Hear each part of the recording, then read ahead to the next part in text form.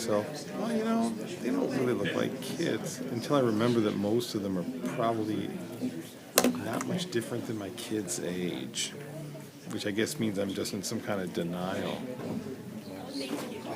14-year-olds. Yeah.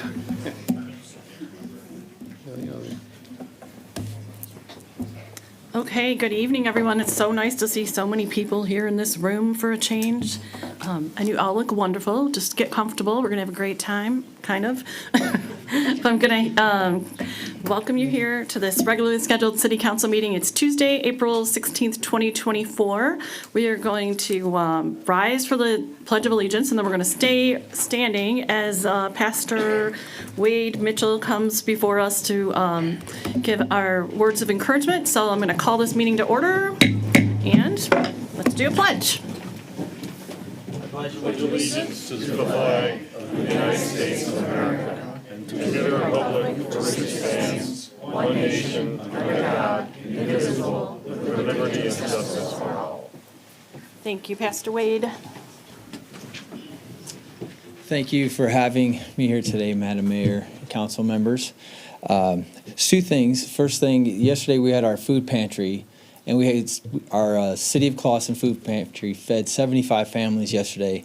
To me, that's very inspiring. And when people come together and do things like that, the other thing is when we all come together for a city hall meeting like this and have a time of prayer and a time of honoring the people in this room, is so good to be a part of that. So if we could do that now. Lord, we thank you for this day. Lord, so very thankful for all of your many blessings. God, thank you for the city of Clawson. Thank you, Lord, for all of the people who are here today. Lord, bless us and help us, Lord, in all things. God, we will thank you for it. In Jesus' name, amen. Thank you so much.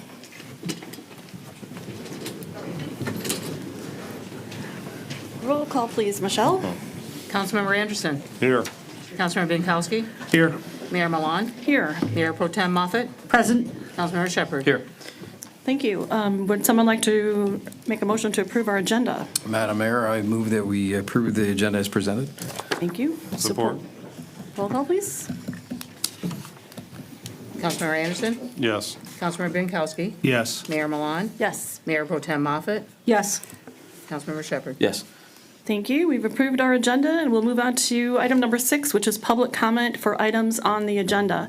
If you would like to speak tonight for any item that is on the agenda, we welcome you to come to the podium. We ask you that you give us your name and your address, and we'll give you 3 minutes. Good evening, Madam Mayor and Council. Nate Harrow, 413 Park Drive. Thank you again for all of your service and commitment to the community. I saw on the agenda today the 4th of July Committee is presenting their application, and I am very, very proud to live in Clawson. I love the 4th of July events, and they do such a great job, so if they're here, thank you. Over the last couple of years, the carnival has been new to us who live on the park or in its vicinity, and it's grown very organically, and I look forward to. I think it's a great opportunity for families to spend time with their kids, and it's a wonderful event. But it has been somewhat unnerving at times in the middle of the night just to see so much going on in the park and the trailers and everything. I just wondered if there was any thought to additional security during the evening that could just bolster the sense of peace that we have during that time. But I love the event. I love the fireworks, everything. There's times when the parking is a little overwhelming, and yeah, I've heard from my neighbors that they were a little concerned about that. So I appreciate everything you're doing. Thank you so much. Thank you. Would anyone else like to speak on any items that are on our agenda? Should have sat on the end. Wrong end.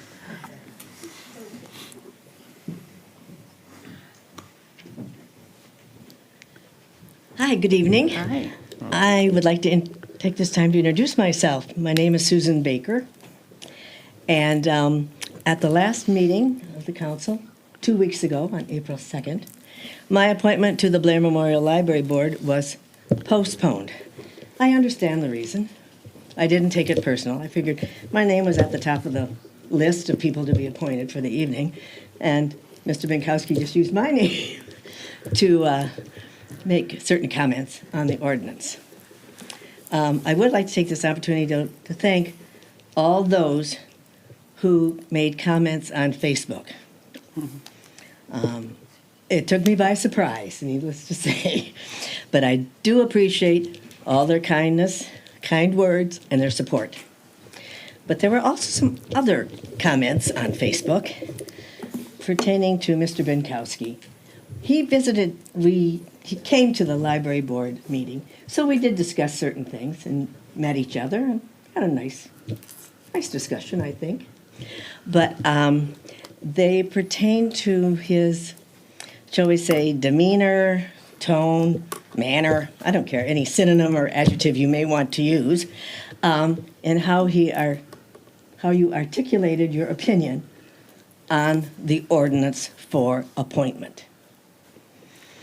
You read the ordinance, so did Mr. Nushai, and the word reappointment wasn't even mentioned. My opinion is maybe the ordinance needs to be reviewed and the word ordinance clarified and words pertaining to reappointment inserted into the ordinance. It would make it clear. You also had, I'm not picking on you, but it's fact, that you mentioned you could not contact me because it was blacked out. That's true. And you said it was Easter, but that's every weekend, is Friday, Saturday, Sunday. You're not available. But I was available on Monday and Tuesday, so you could have contacted, any of you could have contacted the city clerk or the library to get my contact information, and by some remote possibility, they didn't have it. They know of people who they have my contact information and they could get it for you. As far as resume, again, the ordinance you both read states resume or background information. I believe that let me get this correct, renew appointment application form was a form of resume. It stated I was on a library board for 30 plus years, secretary of the library board for over 20 years. If within those many years I was not performing my library duties or poor attendance, disruptive, just wasn't working out, I would have been asked to resign, and I surely wouldn't have been asked to accept reappointment to the library board 5 or 6 times, however many times it's been. Also on the form is there's a section where the committee chairman can give her or their opinion on whether I should be appointed or not appointed and the reason why. Now, every month you receive a copy of the library board meeting minutes. My name is on the last page, and that shows that I have one of my responsibilities as a library board. I feel that's all the information you need for reappointment. My education or my employment history has nothing to do with being appointed to the library board. If I dropped out of school in 10th grade or I have a master's degree or more, doesn't matter for appointment to the library board. I'm not applying for a paid position in the city. It's totally volunteer. So I am here to invite any of you to ask me any questions you may want. Ms. Moffett said that, reach out to me if you wanted to. And truthfully, Mayor Milan called, and I did see Mr. Minkowski at our library board meeting, but no one else has contacted me. So here's an opportunity. If you have any questions for me, I'd be happy to answer them. Anyone? Yeah, what's your favorite part of serving on the library board? Let's just go positive. I love working with Jenny and the staff and the board. I have for years. I've worked with many nice people. Many nice people. Does anyone have any questions? Any questions? No? I will say thank you and have a good meeting. Well, thank you for your service, and we appreciate your coming here and being gracious, Yeah. as you always are. Does anyone else have anything they'd like to bring before us this evening for public comment for items on the agenda? No, then we'll move on to the next item. Thank you for those of you who took the time to speak. We'll move on to proclamations and presentations. First item up is a Clawson Police Department Awards presentation. So for that, I will ask Chief Baus to come forward.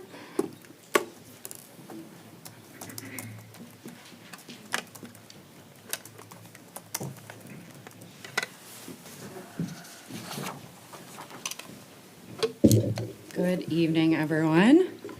I'm Chief Baus with the Clawson Police Department, and I am honored today to present our 2023 Department Awards. If you bear with me for 1 second, they got a little mixed up, and I was trying to put them back in my order. Can I just interject really quickly? Yeah. If you're here to take photos today of someone who's getting one of these awards, you feel free to come stand right in front of me or any of us up here. We'd like you to get the best photo you can. So don't be shy. Just come up and make yourself comfortable. Okay. So our first award is presented to Sergeant Scott Varick, and I'd like to let everyone know that Scott Varick is not here tonight. He's receiving several awards. I am going to announce them because they're such wonderful awards, and he is actually watching with his family from Florida on vacation right now, so they're tuned in. All right? So the first one is a departmental citation. Sergeant Scott Varick led our police department in arrests for operating while impaired driving for the 10th year in a row. He received recognition from MAD in June of 2023 for his support of their missions and his enforcement, which reduced impaired driving deaths and injuries. His contribution and commitment for the last decade has helped make our community a safer place.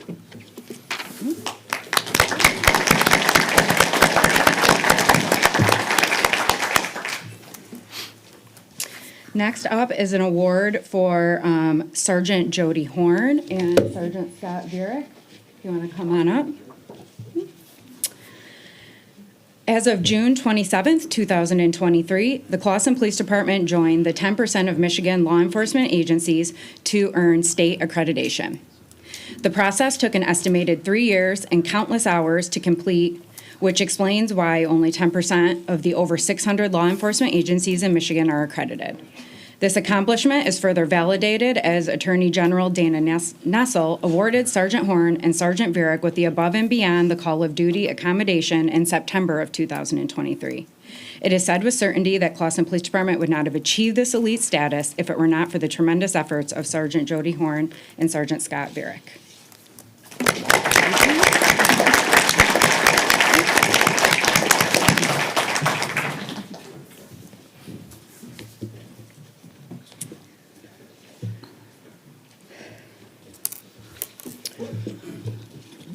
Officer of the Year. Officer of the Year is peer nominated. It is awarded to recognize an officer who is an all-around exceptional police officer. This is not someone who just does one heroic thing and is chosen as Officer of the Year. It's someone who has gone above and beyond the duty requirements and exceeded the expectations of their everyday position. Officer Paul Korb has been a Rockford Police Department acting as a mentor to younger officers and fulfilling a role as supervisor for many months prior to being promoted to sergeant. In the short time that he has worked for the Clawson Police Department, he also took on the role of field training officer and property room custodian, both of which we much needed. He is reliable and fills in to cover shortages when called upon. His overall contribution to this police department in 2023 deserves this recognition.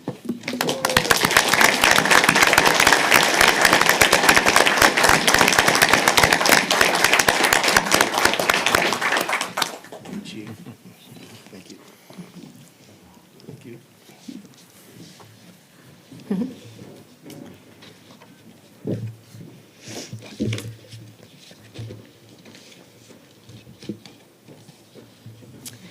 On April 12th, 2023, Officer Baydoun and Officer Nikolov were dispatched to an elderly male who had been walking in traffic. Officer Brozich also responded to this scene and located this man partially in the roadway and suffering from a head wound. Officer Baydoun and Officer Brozich applied first aid to this citizen's wounds while Officer Nikolov investigated. Their quick actions and team effort prevented this citizen from being struck by a vehicle or sustaining any further injuries. This Merit Service Award is presented to Officer Baydoun, Officer Brozich, and Officer Nikolov.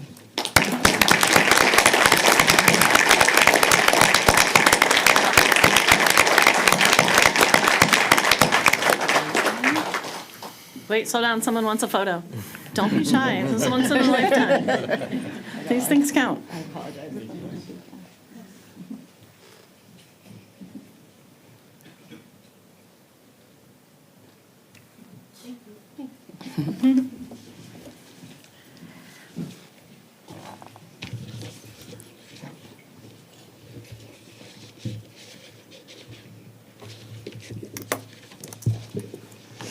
On June 2nd, 2023, Sergeant Varick was on patrol on the midnight shift when he observed a suspicious person who was barefoot and walking through a subdivision with a bag and appeared to be carrying 2 televisions.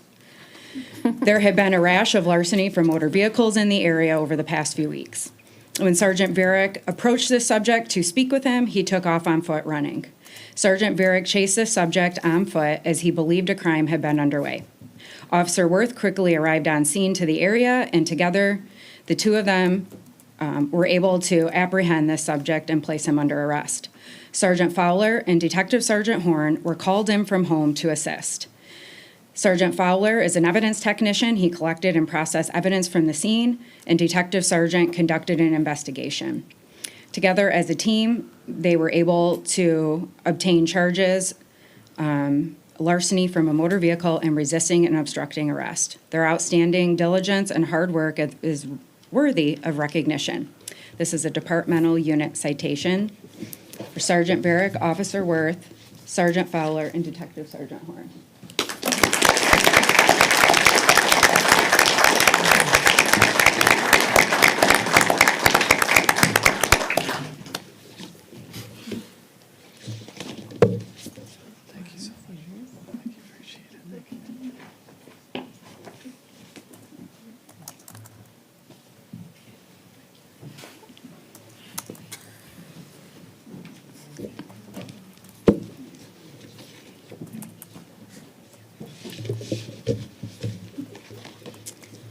On June 16, 2023, the Birmingham Police Department and the Royal Oak Police Department placed a broadcast out on the radio that they had just had a motorcyclist flee and elude from their officers. The suspect fled the scene on foot in the area of 13 Mile Road and Crooks Road. Officer Brozich and Detective Tracy were working for the City of Clawson and went to the area of 13 and Crooks nearby to assist Royal Oak PD with their search. At that time, they observed a suspicious subject in the area that matched his description. Officer Korb also arrived on scene. Together as a team, Detective Tracy, Officer Brozich, and Officer Korb were able to detain the subject and place him under arrest for the Royal Oak Police Department until they arrived on scene. So this is a commendation for the 3 of them.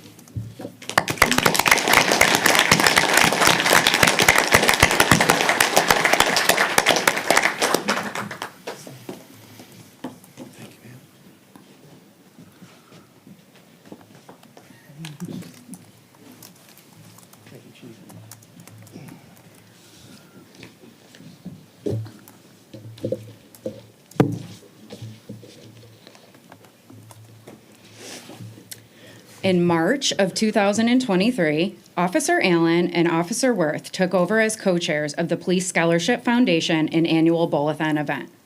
Over several months, they worked hard advertising, collecting sponsorships, and registering bowlers for this event. They successfully coordinated the day of event activities and did a fantastic job raising over $5,000 in 2023 to award to Clawson students who are pursuing a career in criminal justice. This is a Community Service Award presented to Officer Allen and Officer Worth.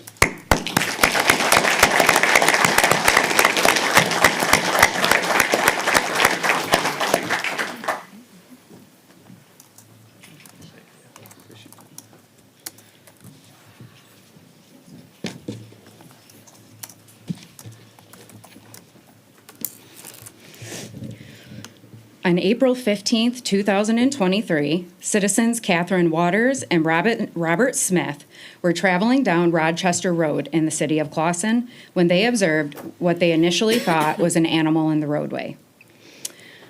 Mrs. Waters and Mr. Smith observed that vehicles were suddenly jerking to avoid striking this object in the road.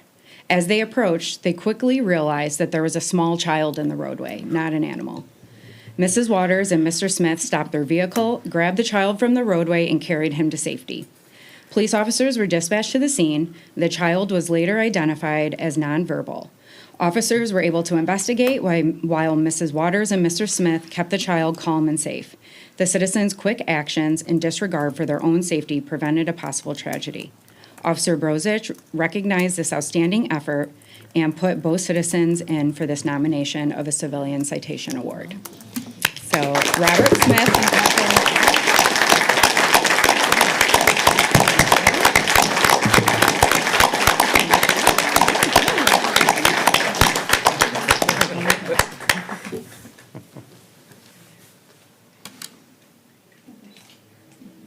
You want to take another one? I'm not in a hurry.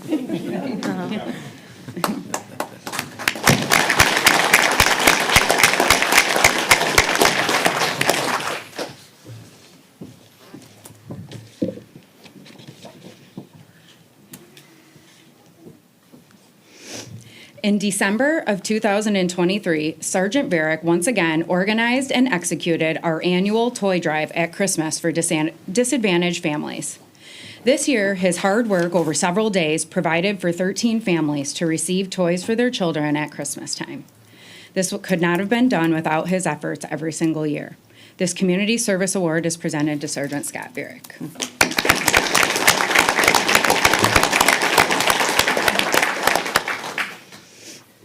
On December 18th, 2023, Sergeant Horn participated in Shop with a Hero at the Royal Oakmeyer. One of the families had more items than the donated gift cards could provide for. Instead of having kids put items back that they had selected for Christmas, Sergeant Horn paid for the remaining items that the children chose out of his own pocket. This act of kindness goes above and beyond what's expected of a police officer.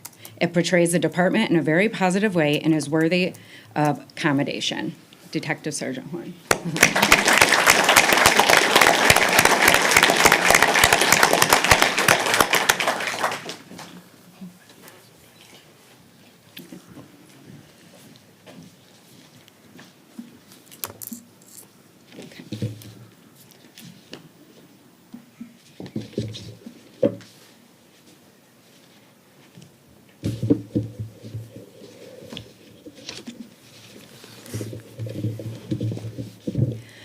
On February 4th, 2023, police officers Allen, Barnett, Brozich, Worth, Sergeant Varick, and Sergeant Horn, along with Assistant Fire Chief Knock and firefighters O'Connell, Aller, Farrar, and Winther, participated in the Polar Plunge for Special Olympics.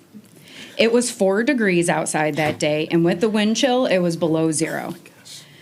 The fire department and the police department together jumped into Walled Lake, all for a good cause. Together, the Clawson Police Department and the Clawson Fire Department raised $7,242 for Special Olympics. This was the 5th most of all teams in Oakland County.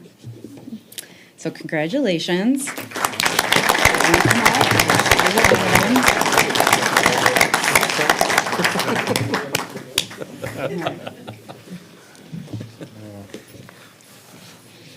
might have the casting.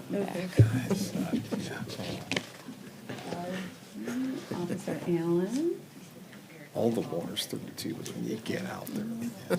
firefighter Farrar, Officer Worth,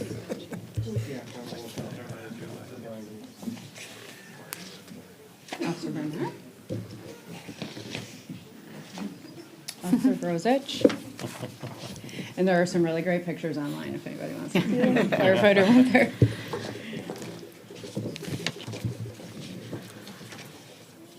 O'Connell.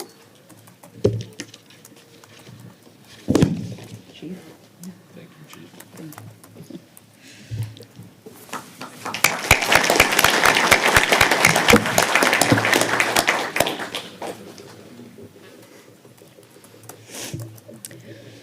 On the morning of March 19th, 2023, the Clawson Police Department and the Clawson Fire Department were dispatched to a house fire.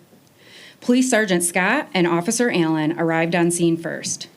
The two of them entered the burning home through the unlocked front door and quickly gathered intelligence information which revealed that the homeowner and pet were trapped inside. They attempted to make rescue but were unable to go much further in the smoke-filled home. Fire Captain Boyd and Fire Captain Campbell arrived on scene and made entry into the home, performing a search and locating the homeowner in the basement bathroom. Captain Crotty, Lieutenant Sennett, Firefighter Fairfield, Firefighter Moss worked together as a team and physically carried the combative homeowner from the burning home. Lieutenant Swartz and Firefighter Fairfield rescued the homeowner's dog from the burning home. The outstanding actions of these members of the Clawson Police Department and the Clawson Fire Department showed great bravery that day and saved the lives of the citizen and his pet.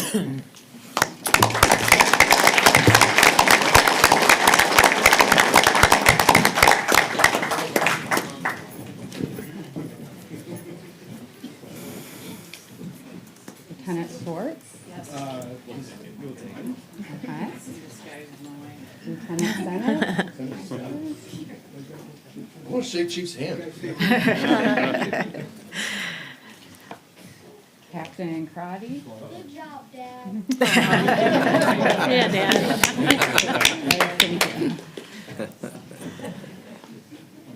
Sergeant Scott is sick tonight. Captain Boyd?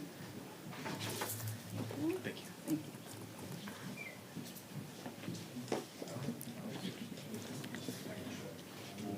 Firefighter Fairfield? Thank you. Thank you. Firefighter Moss? A couple more. Thank you.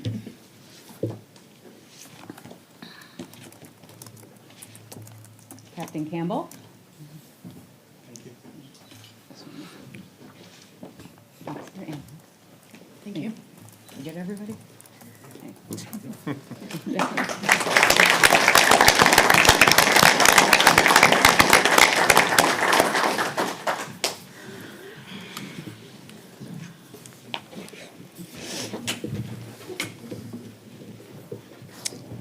On Easter of 2023, Officer Allen was assigned to patrol. She explained that day to Sergeant Varick that she wanted to make positive citizen contacts that day. Officer Allen went out and purchased several gas cards and 24 donuts out of her own pocket. She made traffic stops for civil infractions that day, but instead of issuing citizens tickets, she gave them a warning along with a gas card and donuts for kids that were in the vehicle. She then went to our city park and gave the remaining donuts away to families who were playing that day. A review of her body camera footage was a declaration to how thankful each of the citizens were for this action. Officer Allen put our police department and profession in a positive light that day, and this is worthy of accommodation. Officer Allen.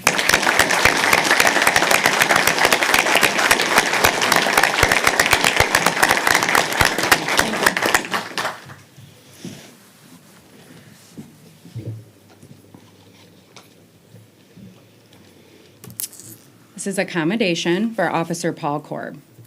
In early 2023, Officer Korb stepped into a leadership role by taking a position as our property room administrator. Having many years of previous experience holding this role at another department, Officer Korb was able to efficiently evaluate deficiencies in our current operations of the room.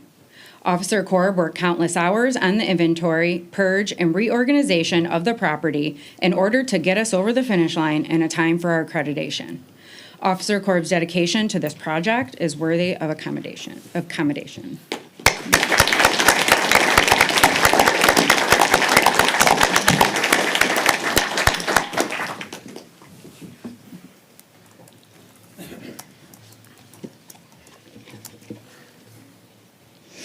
This is a life-saving award for Officer Elena Barnett. On March 5th, 2023, Officer Barnett was dispatched to a residence in the city of Clawson where they had a resident choking. Officer Barnett quickly responded to the scene and took immediate action by performing the Heimlich maneuver on the resident. Officer Barnett was able to clear the obstruction and the resident began breathing again. Officer Barnett's quick actions save the life of this citizen.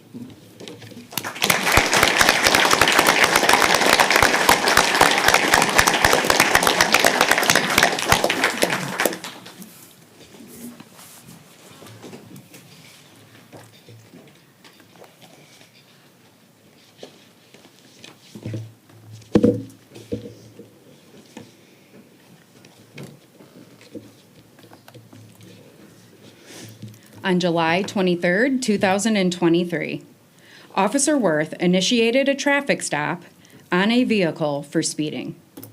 The vehicle was slow to stop and was causing further suspicion for Officer Worth. Officer Brozich and Officer Korb arrived quickly on scene as backup officers to assist him. On the passenger seat of the vehicle in plain view were 2 handguns and several loaded magazines. The driver ultimately was arrested by Officer Worth for operating while impaired. Narcotics and a large amount of ammunition was found in the vehicle. All of the officers worked together as a team to investigate this incident and take a dangerous subject off the streets. The Detective Bureau was later able to obtain charges against this person for possession of cocaine, carrying concealed weapons, and the operating while intoxicated charge. The actions of the unit deserves recognition. This is a departmental unit citation for Officer Jacob Worth, Officer Lindsay Brozich, and Officer Paul Korb.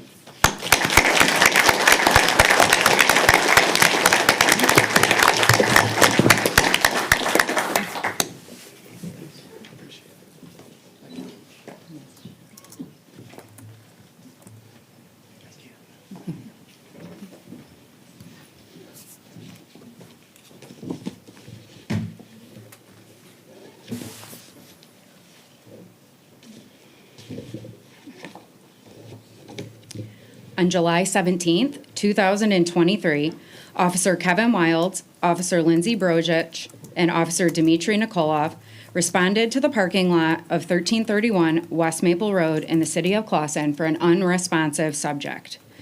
Upon arrival, Officer Wilds, Officer Brozich, and Officer Nikolov quickly administered doses of Narcan in an attempt to revive the subject. With no response from the initial doses, officers quickly removed the subject from the vehicle and administered additional doses of Narcan.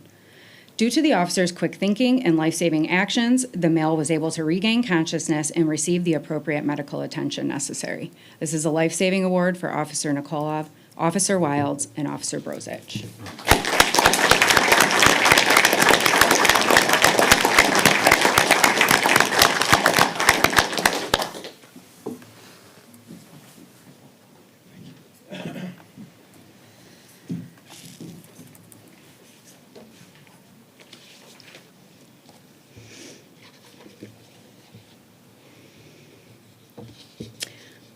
On June 20th, 2019, Sergeant Varick was on patrol when he observed a suspicious vehicle in the parking lot of one of our closed pharmacies.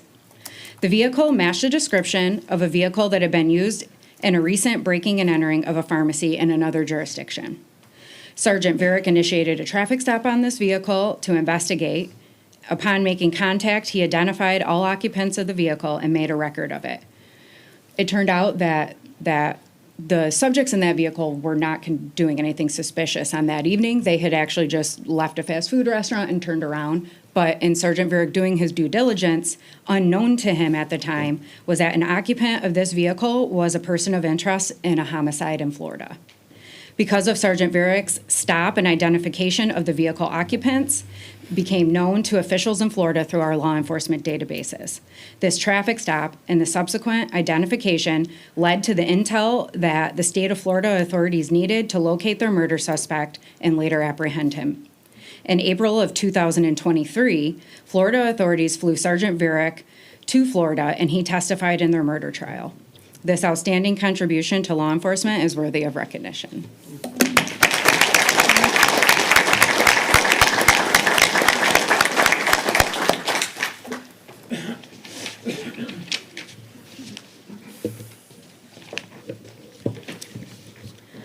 On March 11th, 2023, Sergeant Michael Fowler, Officer Jacob Worth, and Officer Lindsay Brozich responded to the scene of a highly emotional, suicidal female.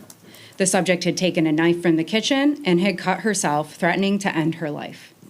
Sergeant Fowler and Officers Worth and Brozich approached the situation calmly. They assessed the course of actions that were needed and efficiently were able to remove the weapon from the person's possession. And due to this officer's grace under pressure and quick actions, they were able to get the female the much-needed mental health treatment that she needed, and everybody went home safe.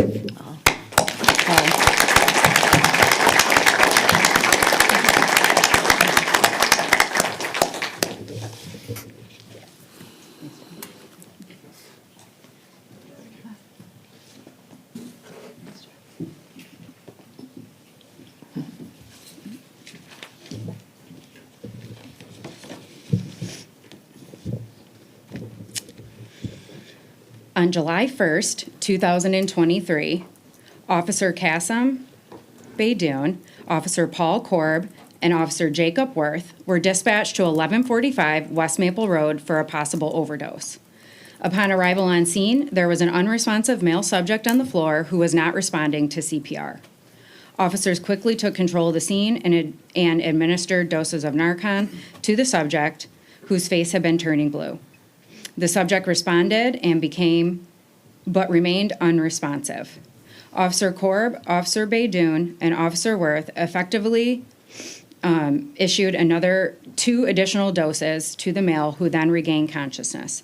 These officers' quick actions and team efforts deserve recognition. This is a life-saving award for Jacob Worth, Paul Korb, and Kassem Beydoun.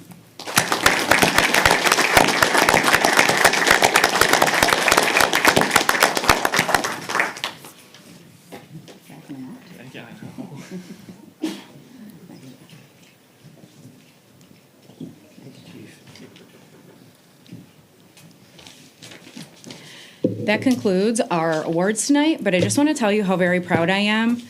These awards are just a small testament of actually what your police officers do every day for the city of Clawson. I sometimes joke around at the police department that teamwork makes the dream work, but in all reality, it really is what makes us successful every day, as you can see. Thank you.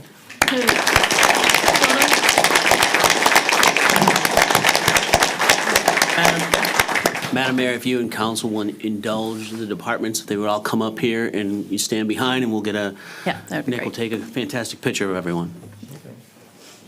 So Chief, if you can bring everyone up here, and Chiefs. council, you just take a stand behind your Yeah. seats. Would also like to thank my Clerk Dale. I think she ended up leaving, but she helped me put together all these awards and type everything I sent her and put together these beautiful certificates, so she was very helpful. Maybe we should make her do every other one. Yeah, don't look divided.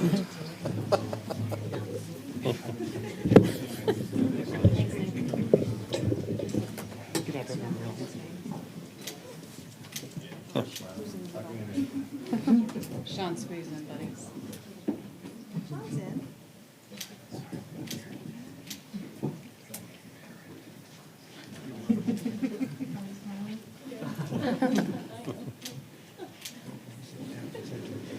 Do the 2 citizens who received awards want to come join us too? Yeah.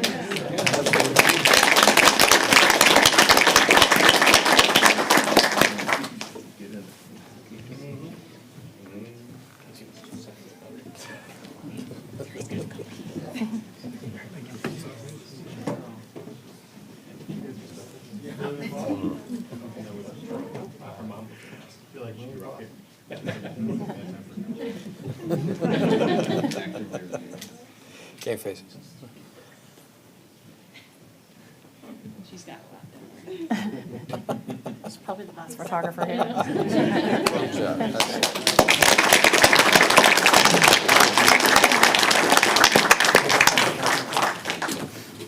Many thanks to all of you for all the things you do on a day-to-day basis. And you couldn't see your family members from where you were standing in the back, but you just need to know that not only are we really proud of you as a city, but your families were beaming in pride for you too. So thank you for what you do on a day-to-day basis. It makes a difference for all of us.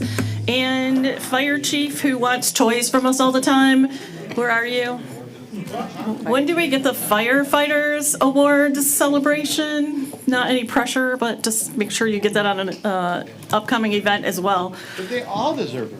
They all do deserve a award. I'm assuming when you have one, you'll incorporate some of our fine police officers in yours. So we look forward to seeing that, don't we? And yes, ma'am. Yeah, cool. Well spoken. Thank you. Aren't you all shocked that people are all leaving the room at this point? Oh, come on, I think, Probably not, right? We're going to move on from that beautiful celebratory event to another event, which is PFM Infrastructure Funding Assessment. Mr. Raker? Yes, Madam Mayor, if we can just allow a couple moment. minutes for Yeah. the chamber to clear out. If there's cake, you guys better save some for us. wait there, please. We need order on that. Sorry. Trevor, can you lend a hand, please? And if you could shut the door, please. We're not- Shut the door. Oh, really? Well, the other door's open. It's been open, it's been closed before.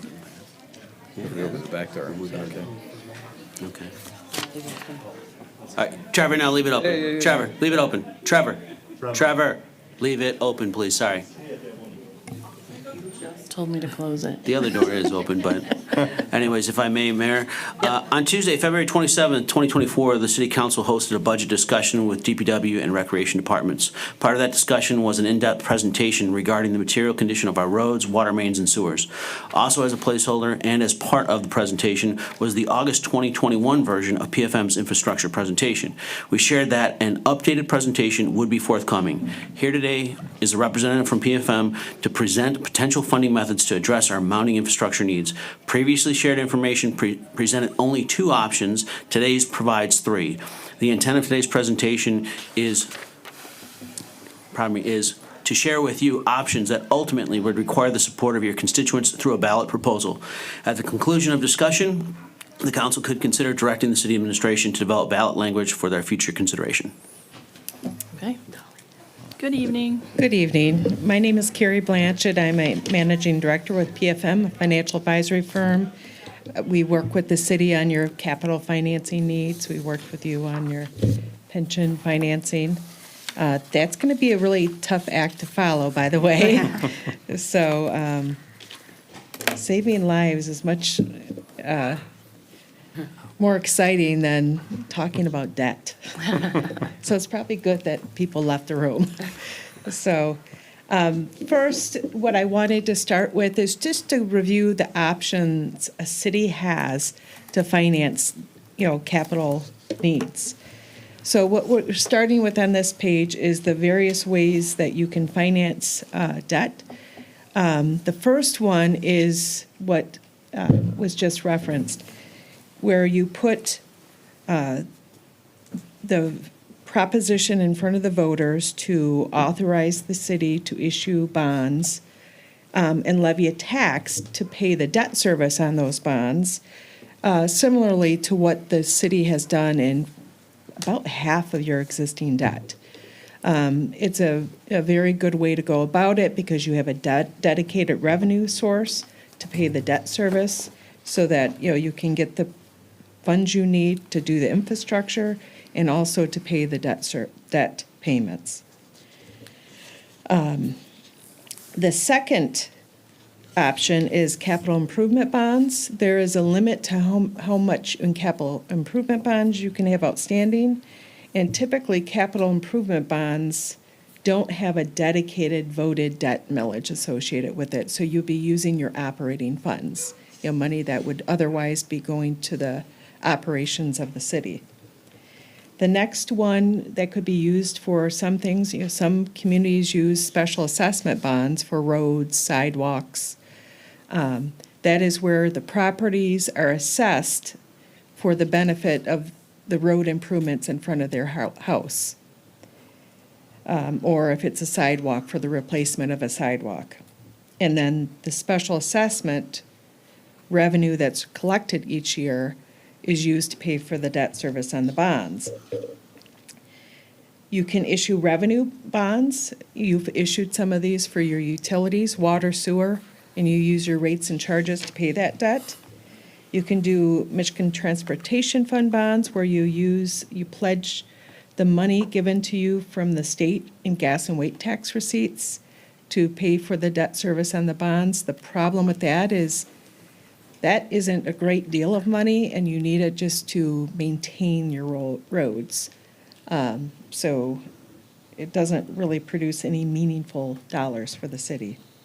You can enter into a contract with the county or another authority or entity to issue debt on your behalf, but again, you have to find a revenue source to pay that debt.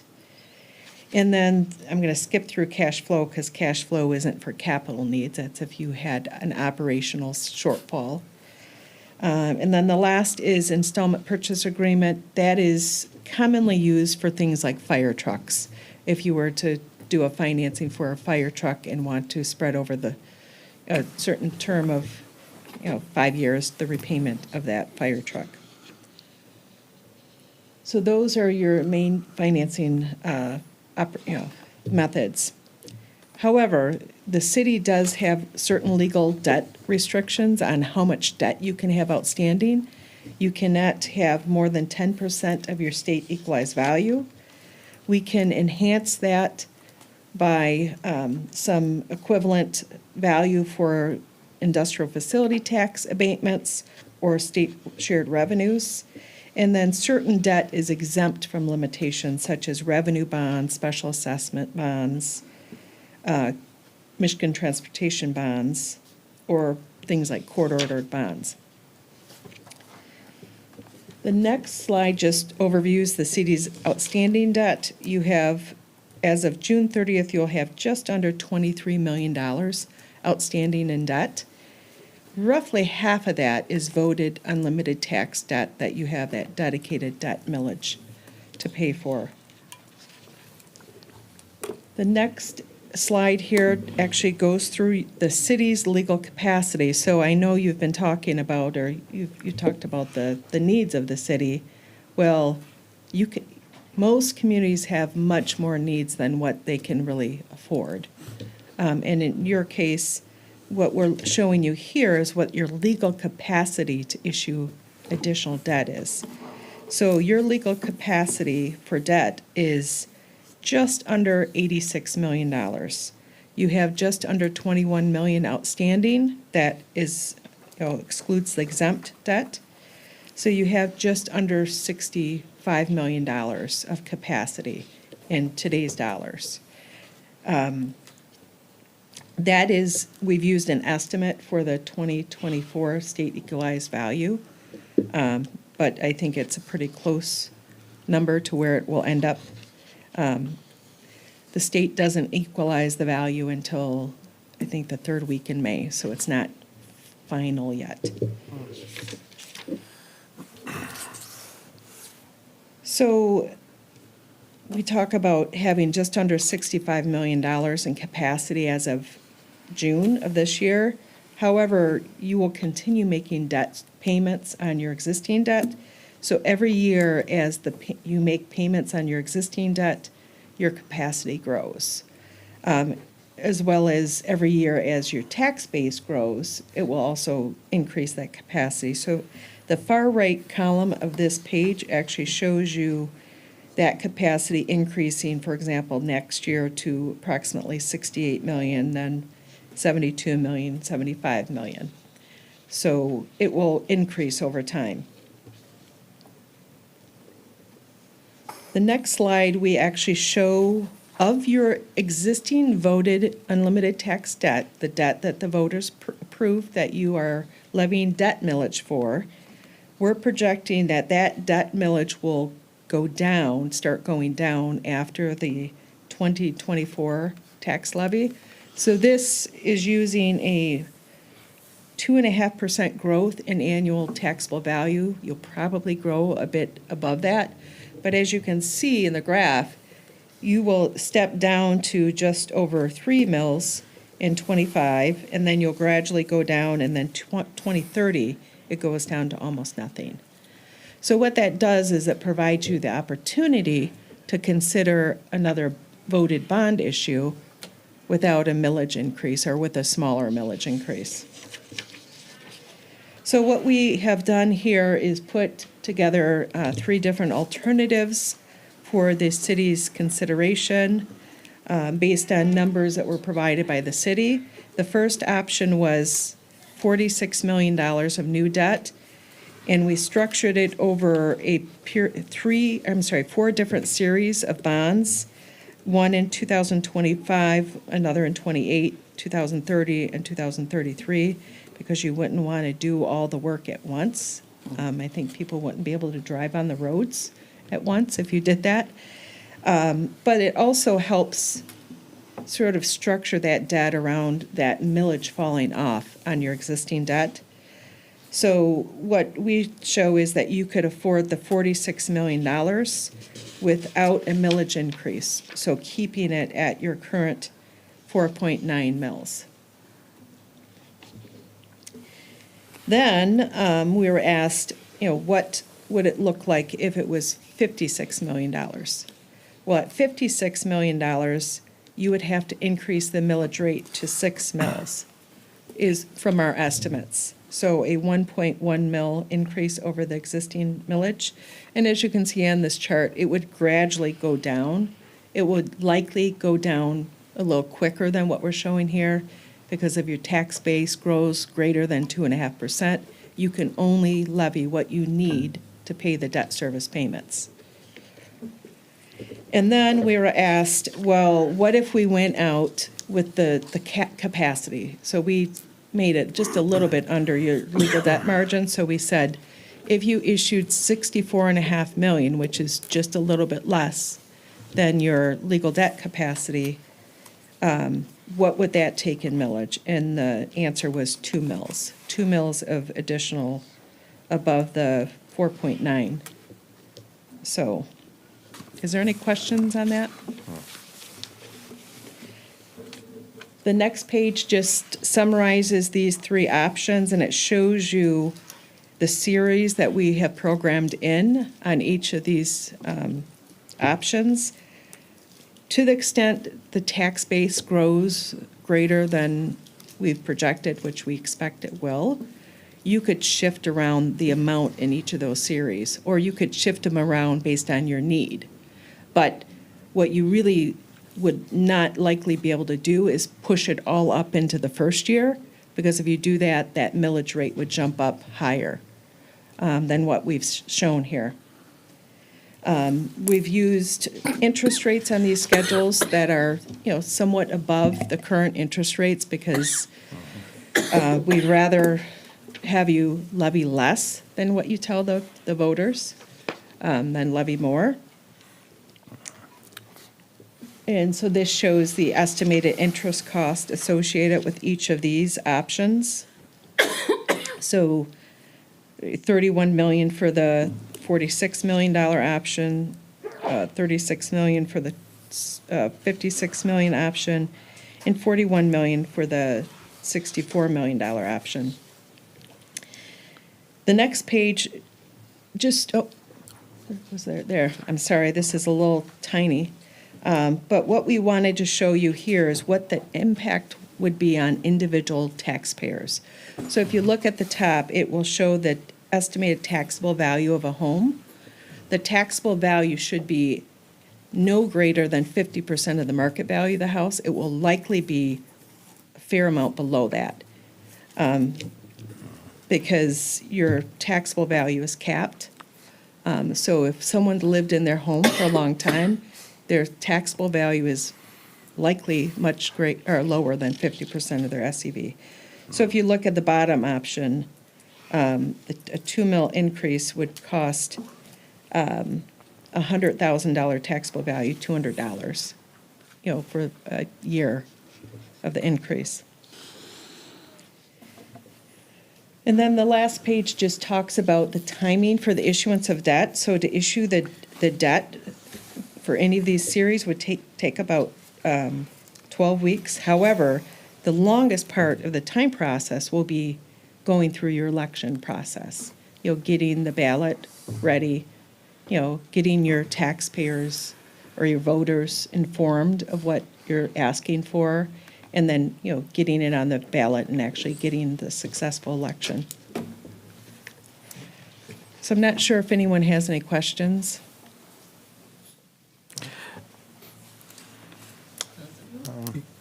Yeah, I do. Just as far as for clarification on, if you can go to, I don't know what slide, the previous slide. No, go back. Come back down. Not that one. The taxpayer impact. Exactly.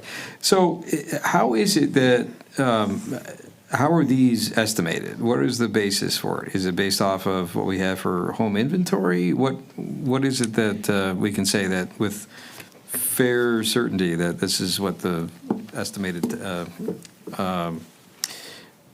impact is going to be in every house?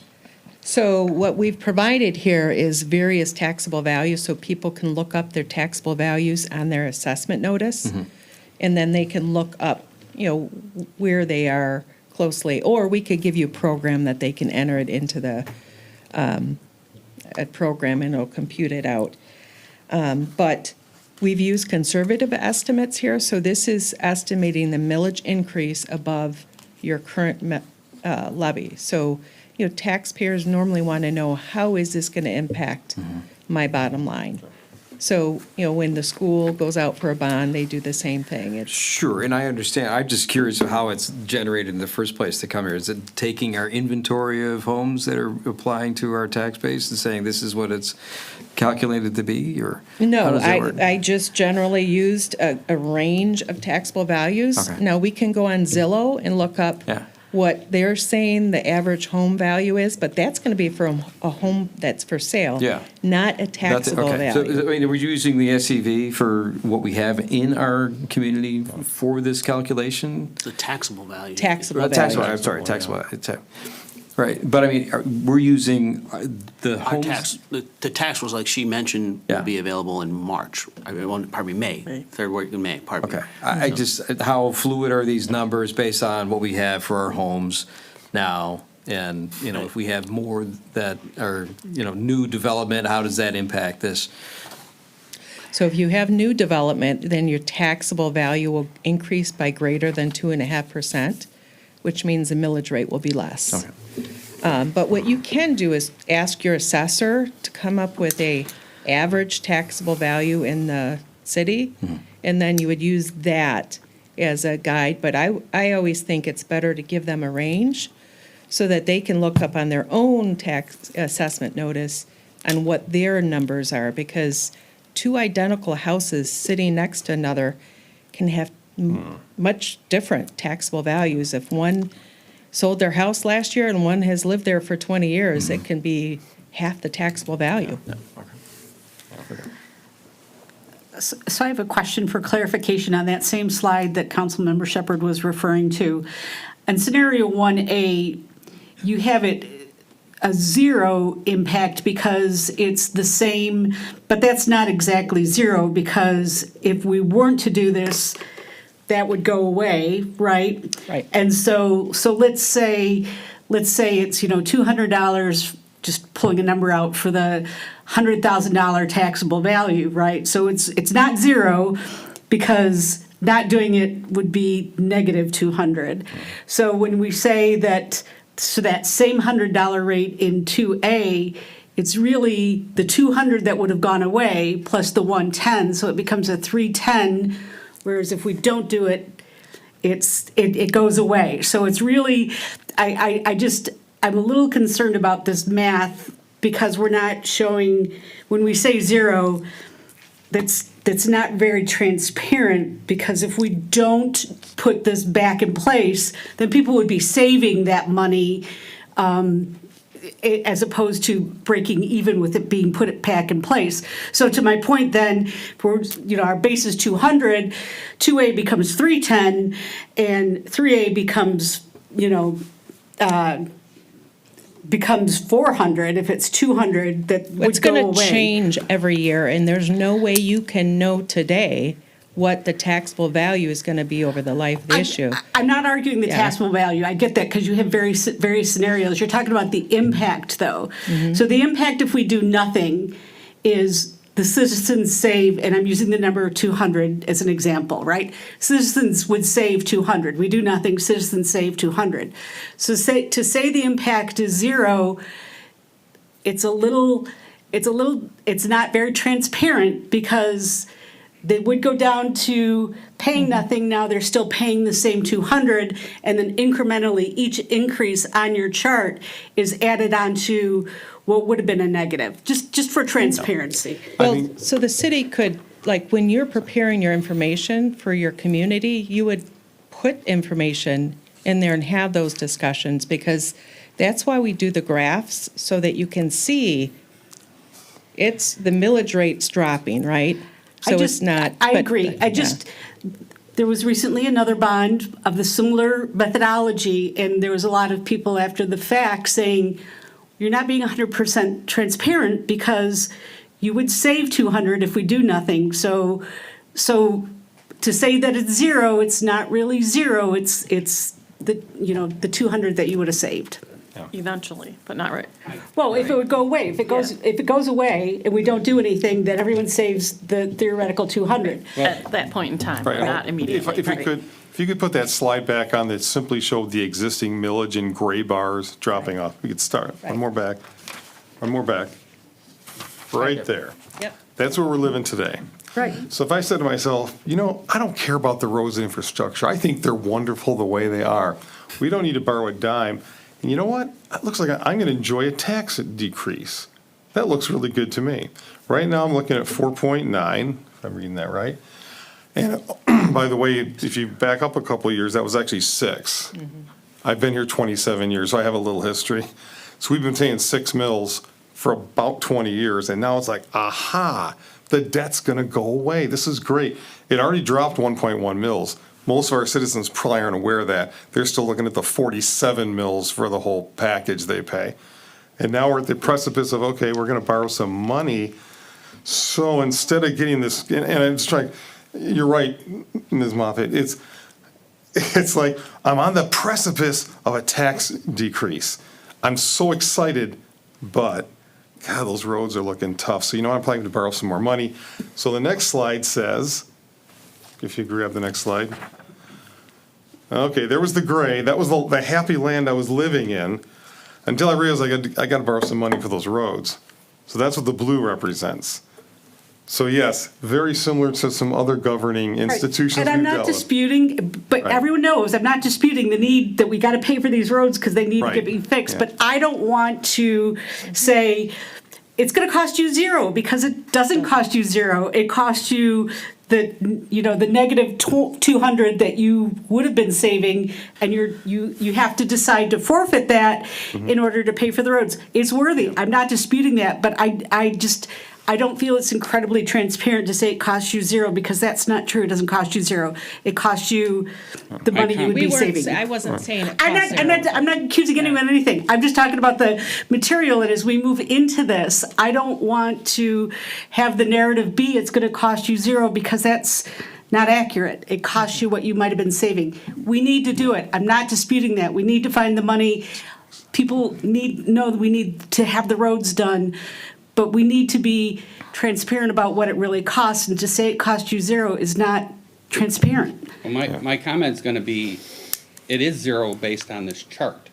If we borrow, or if we issue bonds for $46 million, the impact on your taxes Over versus last year. 2023 is zero. It doesn't cost you zero, though. The increase is zero, Well, but the cost is not zero. If the charts had a bond amount zero, then I agree with you.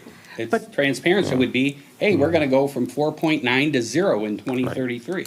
I think Ms. But the Moffett- chart itself is saying, if we bond for $46 million, your impact debt-wise stays the same. That's what we're saying. We're not trying to say it's a zero. We're kind of wrestling with the terminology. In other words, the cost won't be zero, but the change to your millage. Operative word is change. It's an The increment over operative what word your is change, baseline and is we need right to be now. transparent about that. No, I agree. Yeah. Basically, in other words, if we didn't borrow anything, we would see, by getting a bond, we are unfortunately taking away a potential tax reduction. Correct. But That's my because point. we'll understand we have to do something, we're gonna level, at this option, a level of debt, or a level of debt equal to where you won't see a difference in your tax rate. Correct. Okay. as And I long will as- state too, in some of my research for the current budget, in 2015, it was 8.3. So okay. we were paying at one point almost 9. So, That was in 2015? But it might be, I know what you're saying exactly, and it might be like projecting out the millage, or a typical tax, what would have been paid without the new bond, and then with the new bond, in the same type of graphic. Okay, this is the additional, this is what we're estimating would happen without it. Right. I just, So, I agree with, I okay, agree. all right. We just wanna be I'll be clear. quiet. Yeah, That's why it used to be just that no millage increase, and that's why we started saying, you have to focus on this, because it's, the visual But we have to shows. be transparent about what this means, and you know, bearing the burden of something that happened, you know, previously. We need to be clear. We need to ask for the money. I'm not disputing that, but we need to make sure that we're, not you, but us. We need to be transparent about what we're selling and what, you know, what the whole big picture of what's happening is. Any other questions? Thank you. yeah, thank you. So Mr. Raker had requested that perhaps we feel comfortable with this, to request that the administration proceed with creating ballot language. Not that we're going to commit to an amount at this point, although we can talk about that if you guys would like to talk about that Yeah. right now. But is anyone interested in making that proposal? I guess my concern is this, Madam Mayor, we've got 3 plans. For convenience, I'll call them the gold plan, the silver plan, and the bronze plan. The gold plan jacks us up, I'm sorry, a little aggressive. We're currently pouring 4.9 mils. It looks like the gold plan is, we ask our citizens to go to 6 mils, and then from there slowly drop off, and the total debt will be $64 million, which is about our ceiling, sounds like. The silver plan. I'm sorry to interrupt, but Go ahead. shouldn't we have a motion before we have, go in in-depth discussion about which plan we're going to undertake? I mean, I agree. yeah. Sorry to interrupt, but I just want to, Yes, Mr. Raker? Just for clarification, I'm just simply asking for the direction for us to be empowered to go forward with the development of language. I think the language. Just the language itself. Right. Just the Not- language not in the necessarily the millage rates. rate, it can be plugged in at a later date. But we should have the discussions about those millage rates, and I'm prepared to, I mean, we can talk about it now, and we can have it on the agenda as a discussion item for the next couple meetings, so that we keep socializing this. But eventually, we've got to land on something so that it can get approved eventually to go on a ballot. So- Ask go to Lansing for so approval. I move that we direct the city administration to include in an upcoming agenda ballot language proposals and discussions about the millage options. Support. Yes, Mr. Bukowski? Madam Mayor, I would respectfully suggest that when we are looking at ballot language to put on to put in front of the voters and say, we want to borrow this much money, that we at the exact same time have a long-term detailed plan to show the voters, saying, we are going to be doing this in year 2024, this in 2025, this in 2026, and so on. Because otherwise, I think it's putting the cart before the horse. Just give us some money and we'll figure it out. I think if the voters are going to approve this, they're going to have to see precisely what's getting done and when. Fair point.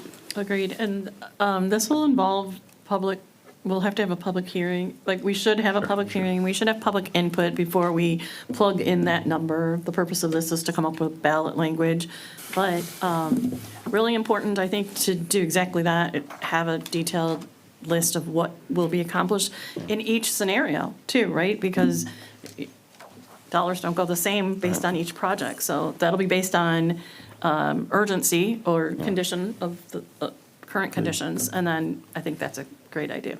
And you'd already planned that, Mr. Raker? Actually, if you recall, there was a prioritized list that was shared with you during that February 27th meeting. Basically, the cost of those, we also had to figure in the discovery that we will have from the CCTV efforts. So that's, that has yet to even take place. I mean, right now AEW is putting together a big package to solicit bids, and then that has to be executed. And I think probably an aggressive timeframe for that to be completed would be 6 months after it's awarded. And then factoring in, it's not to say that we can't start other projects, prioritizing, hey, what are our projects, do the CCTV on that so that that can begin. But then as we go through the rest of the city, there has to be some flexibility on discovery for things to be changed. So of that list that you have right now, you could take wherever it is at $65 million and say everything below that, probably even $55 million, because we're anticipating potentially $10 million worth of sewer work that we likely will incur. So then you're looking at, $55 million with a $10 million factored in for discovery of sewer work. Mr. Winkowski? Madam Mayor, I don't disagree that there could be changes to the plan, obviously, and with discovery through the sewer CCTV and so forth. I'm just saying that if we want this to pass and we want to sell it, we're going to have to put together a presentation that the residents can say, oh, look, I get it.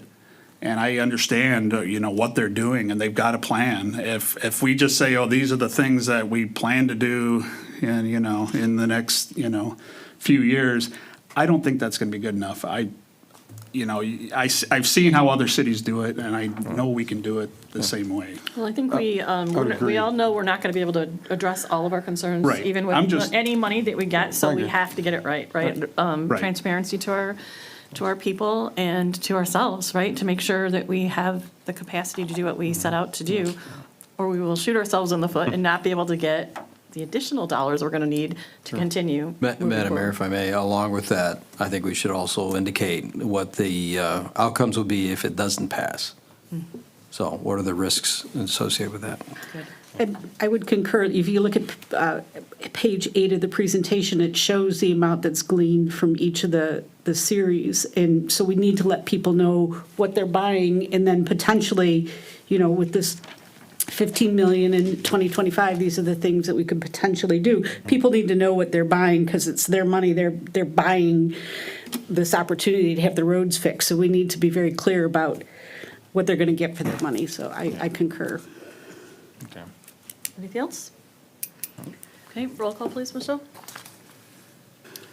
Councilmember Binkowski? Yes. Mayor Milan? Yes. Mayor Pro Tem Moffett? Yes. Councilmember Shepherd? Yes. Councilmember Anderson? Yes. Okay, thank you. We've just given administration authority to go ahead and create some ballot language for this, for moving forward. So that's good news. Next thing, we're going to move to item 8A, which is consideration of improving the following consent agenda. Item A is minutes of the regular city council meeting held on Tuesday, April 2nd, 2024. Item B is list of bills in the amount of $648,367.75. Correction, 387. 387? I'll take that. All right. With that correction, I move the consent agenda be approved as presented. Thank you. Support. Roll call, please. Mayor Milan? Yes. Mayor Pro Tem Moffett? Yes. Councilmember Shepherd? Yes.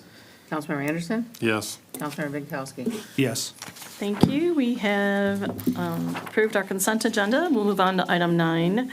9A is consideration of acquisition of the Flock camera system for the Clawson Police Department operations. Mr. Raker?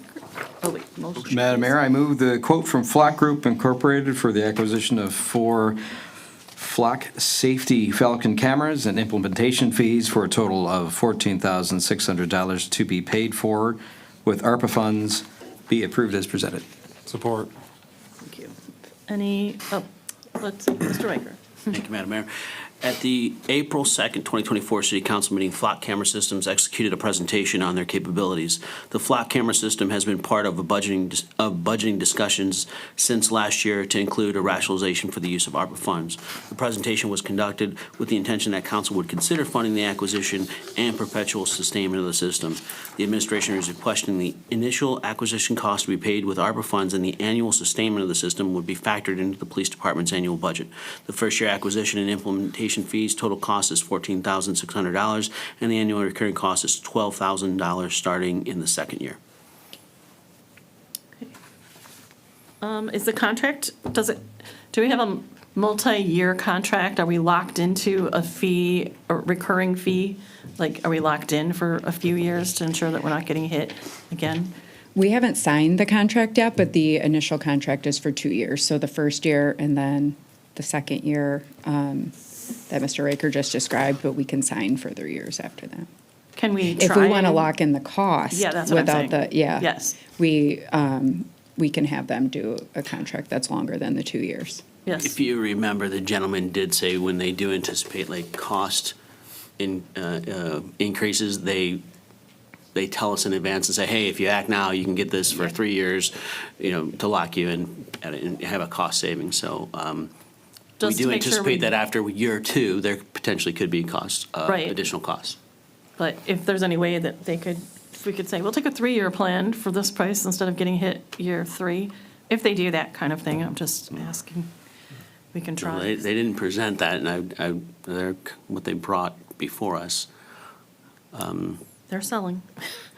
They want you to I buy. believe it's an option. They usually just start with that 2 years, so I can look Well, into that yeah. if you need me to. We can, if council's willing, we can enter into this, and if you are aggressive and would like to have a multi-year consideration in addition to that, at the same price, we can ask them that and bring it back and augment that contract on the 3rd, 4th, 5th, whatever your pleasure be. I like the idea of that, because that's where we've already purchased the equipment, right? And then most likely we'll need new equipment at some point anyways because of things, and that's our responsibility. Equipment breaking, they said, was our responsibility, or if something happens to it, we have to cover that, right? No, they do they still own the equipment and conduct the maintenance on it. So they're using our pole, we own the pole that they put it on. It's just if the equipment, like if a car runs it over and completely destroys it, then we would have to replace it. But they do the ongoing maintenance of it, so if something's down, they'll fix it. Yeah. If a car runs into it and destroys it, we have insurance that would cover that as well, right? Yeah, so it's not like coming out of our pockets. Yeah. So- Any other questions? Okay. Michelle? Mayor Pro Tem Moffett? Yes. Councilmember Shepherd? Yes. Councilmember Anderson? Yes. Councilmember Binkowski? No. Mayor Milan? Yes. Okay, thank you. We have just approved acquisition of the Flock camera system for the Clawson Police Department. Thank you. Thank you. Moving on to item 9B, we have consideration of the special event request from the Clawson 4th of July Committee to conduct their annual events celebrating 4th of July. I was going to read the whole thing. I want to read the whole thing. It's the 4th of July. I move the special event request by the 4th of July Committee to conduct their annual event celebrating the 4th of July be approved as presented. Support. Hello. All right, see ya. First, are I'd like you? to thank you guys all for doing your job. It's definitely a lot tougher than what you might think it is. If you listen to your meetings and go on and about everything, it's definitely a tough job that you guys are doing. Thank you very much for that. Thank you. Also, I would like to address Nate's concern with the security. We have definitely upped our security. I think we have about 7 people that now we have hired ever since we brought in the Wade shows. We have 2 individuals that walk around the park all night long. We have our police officers, which are great, as we have just heard, walking around, driving around, checking things out, making sure that individuals like Nate and everybody are all protected. I don't think we've had any issues at all for many, many years. Can't even remember an issue, to be honest with you. So that's good that we're all doing our job, and I do appreciate his concern, and we hope that we've addressed his concern in front. Anyway, moving on. Yes, thank you. We are here to talk about the 4th of July, starting Wednesday, June 26th, and it will end on July the 4th. We have our concert in the park, starting at 7 p.m. Wednesday, June 26th. Saturday, the 29th, is our little kid parade. 11 o'clock, we'll be starting someplace around the school. Because of all their construction, we haven't really nailed down where we're actually going to have a complete start. We do know it's going to stop in the park, though. We have Sunday, June 30th, our Freedom Races. They start at 7 p.m. Wednesday, July the 3rd, we have our Arts and Crafts Fair, Carnival, food concessions, music in the park. And on the 4th of July, we have the Firecracker Mile Run, the parade, arts and crafts, music, Clausen and Troy versus the water battle going on. Of course, our carnival and concessions and games. And then, of course, our awesome fireworks at 10 p.m. on the 4th of July. And I'm going to turn it over to Pam. She wants to say a few things as well. Yeah. I just wanted to say that this whole program is basically planned by volunteers throughout the year. We have about 10 of us that actually do this work year-round to make it happen for the city of Clawson. And again, we're looking for volunteers to help with our parade, to help with our races around the city, and then in some cases, our gates as well. You can go to, we have to wait until we get approval here. We're waiting to get our information up online, but it's ClawsonFourthofJuly.com. And if you're interested in volunteering, you can just go to the volunteer section. It's a great way for our community. Mayor Milan has come and helped work our gates to meet the Clawsonites and surrounding communities. And we'd love to have to maybe turn away volunteers this year. Volunteering it's a really rough thing to get filled for all of the job responsibilities that we have. So we would appreciate for people just to put in a couple hours here and there and help us out. Oh, and our theme this year is called Clawson Sparkles 2024. Who doesn't love that? Who doesn't want to sparkle? And like most of our stuff here, we give all the credit to our city of Clawson that allow us to put this on. We've been doing it for several years. I've been doing it myself for several. I don't even want to say how many years. Definitely a labor of love. Any questions, please? This may seem like a strange question, and I'm sure you probably don't know the answer, but how many vehicles do you expect to come into the city of Clawson? Correct. I do not know that answer. Okay. A lot. As Okay. our officer that joins our meetings a lot of times, his comment a lot of times usually is, there will be traffic. So, of course, we are working towards trying to we're losing Shawm. That's going to be some parking spots over there. There's been some conversation about us possibly having off-site parking and then busing people in, but I'm not sure how much foot traffic we really want to bring back into our city. We already have several people. I know there's tens of thousands of people that are there on the 4th, especially for the fireworks. As far as vehicles coming in, if there isn't any parking wherever I've gone, if there's no parking, I just don't go. So, I mean, a lot of it is our traffic flow is very, it's very well done, I will say that. Anything else? Well, we thank you for your diligence in this. You guys, that's a long week. I was kind of listening to you when it starts, and I know that's just leading up to it is long, but that is, you don't get a rest from the 26th basically till the 4th of July. And we thank you for doing it, because even when we were having discussions earlier in the year about other topics, everyone's number one concern consistently was 4th of July, right? That is just so inherent in what Clawson is. So we thank you for all that you do for us. Good, thank And you. your team both. Thank you. So let's see if we can get support. Oh, sorry. I wanted to ask the city, and I wanted to ask the city manager if there was any issues that he or the police department foresee regarding this event. No, we're just going to continue to improve our mitigation of traffic flow during the actual fireworks events. It has dramatically improved from the first year to the second year that I've been here, and I expect that it'll improve even more this year. So we will have more no parking on this side of the street signs that'll be out. We'll be dispersing parking farther out into the neighborhoods, and we're still in the process of exploring a remote location for people to be shuttled in. Okay. And that's great cooperation between the DPW and the police department in ensuring signs are up and.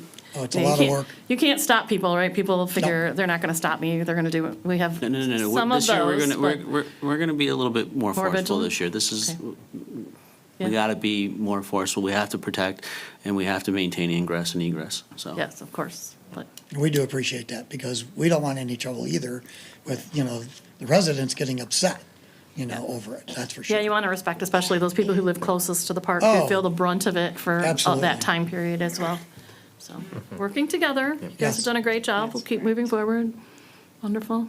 Okay. Is that all from everyone? We will. let's have a- Just, is it the same vendor for the arcade, or not the arcade, but the fair itself? Yeah, the Carnival people, Yeah. yep, Wade Shows. Okay. I don't know if you know this group, they're the biggest in the United States. Mm-hmm.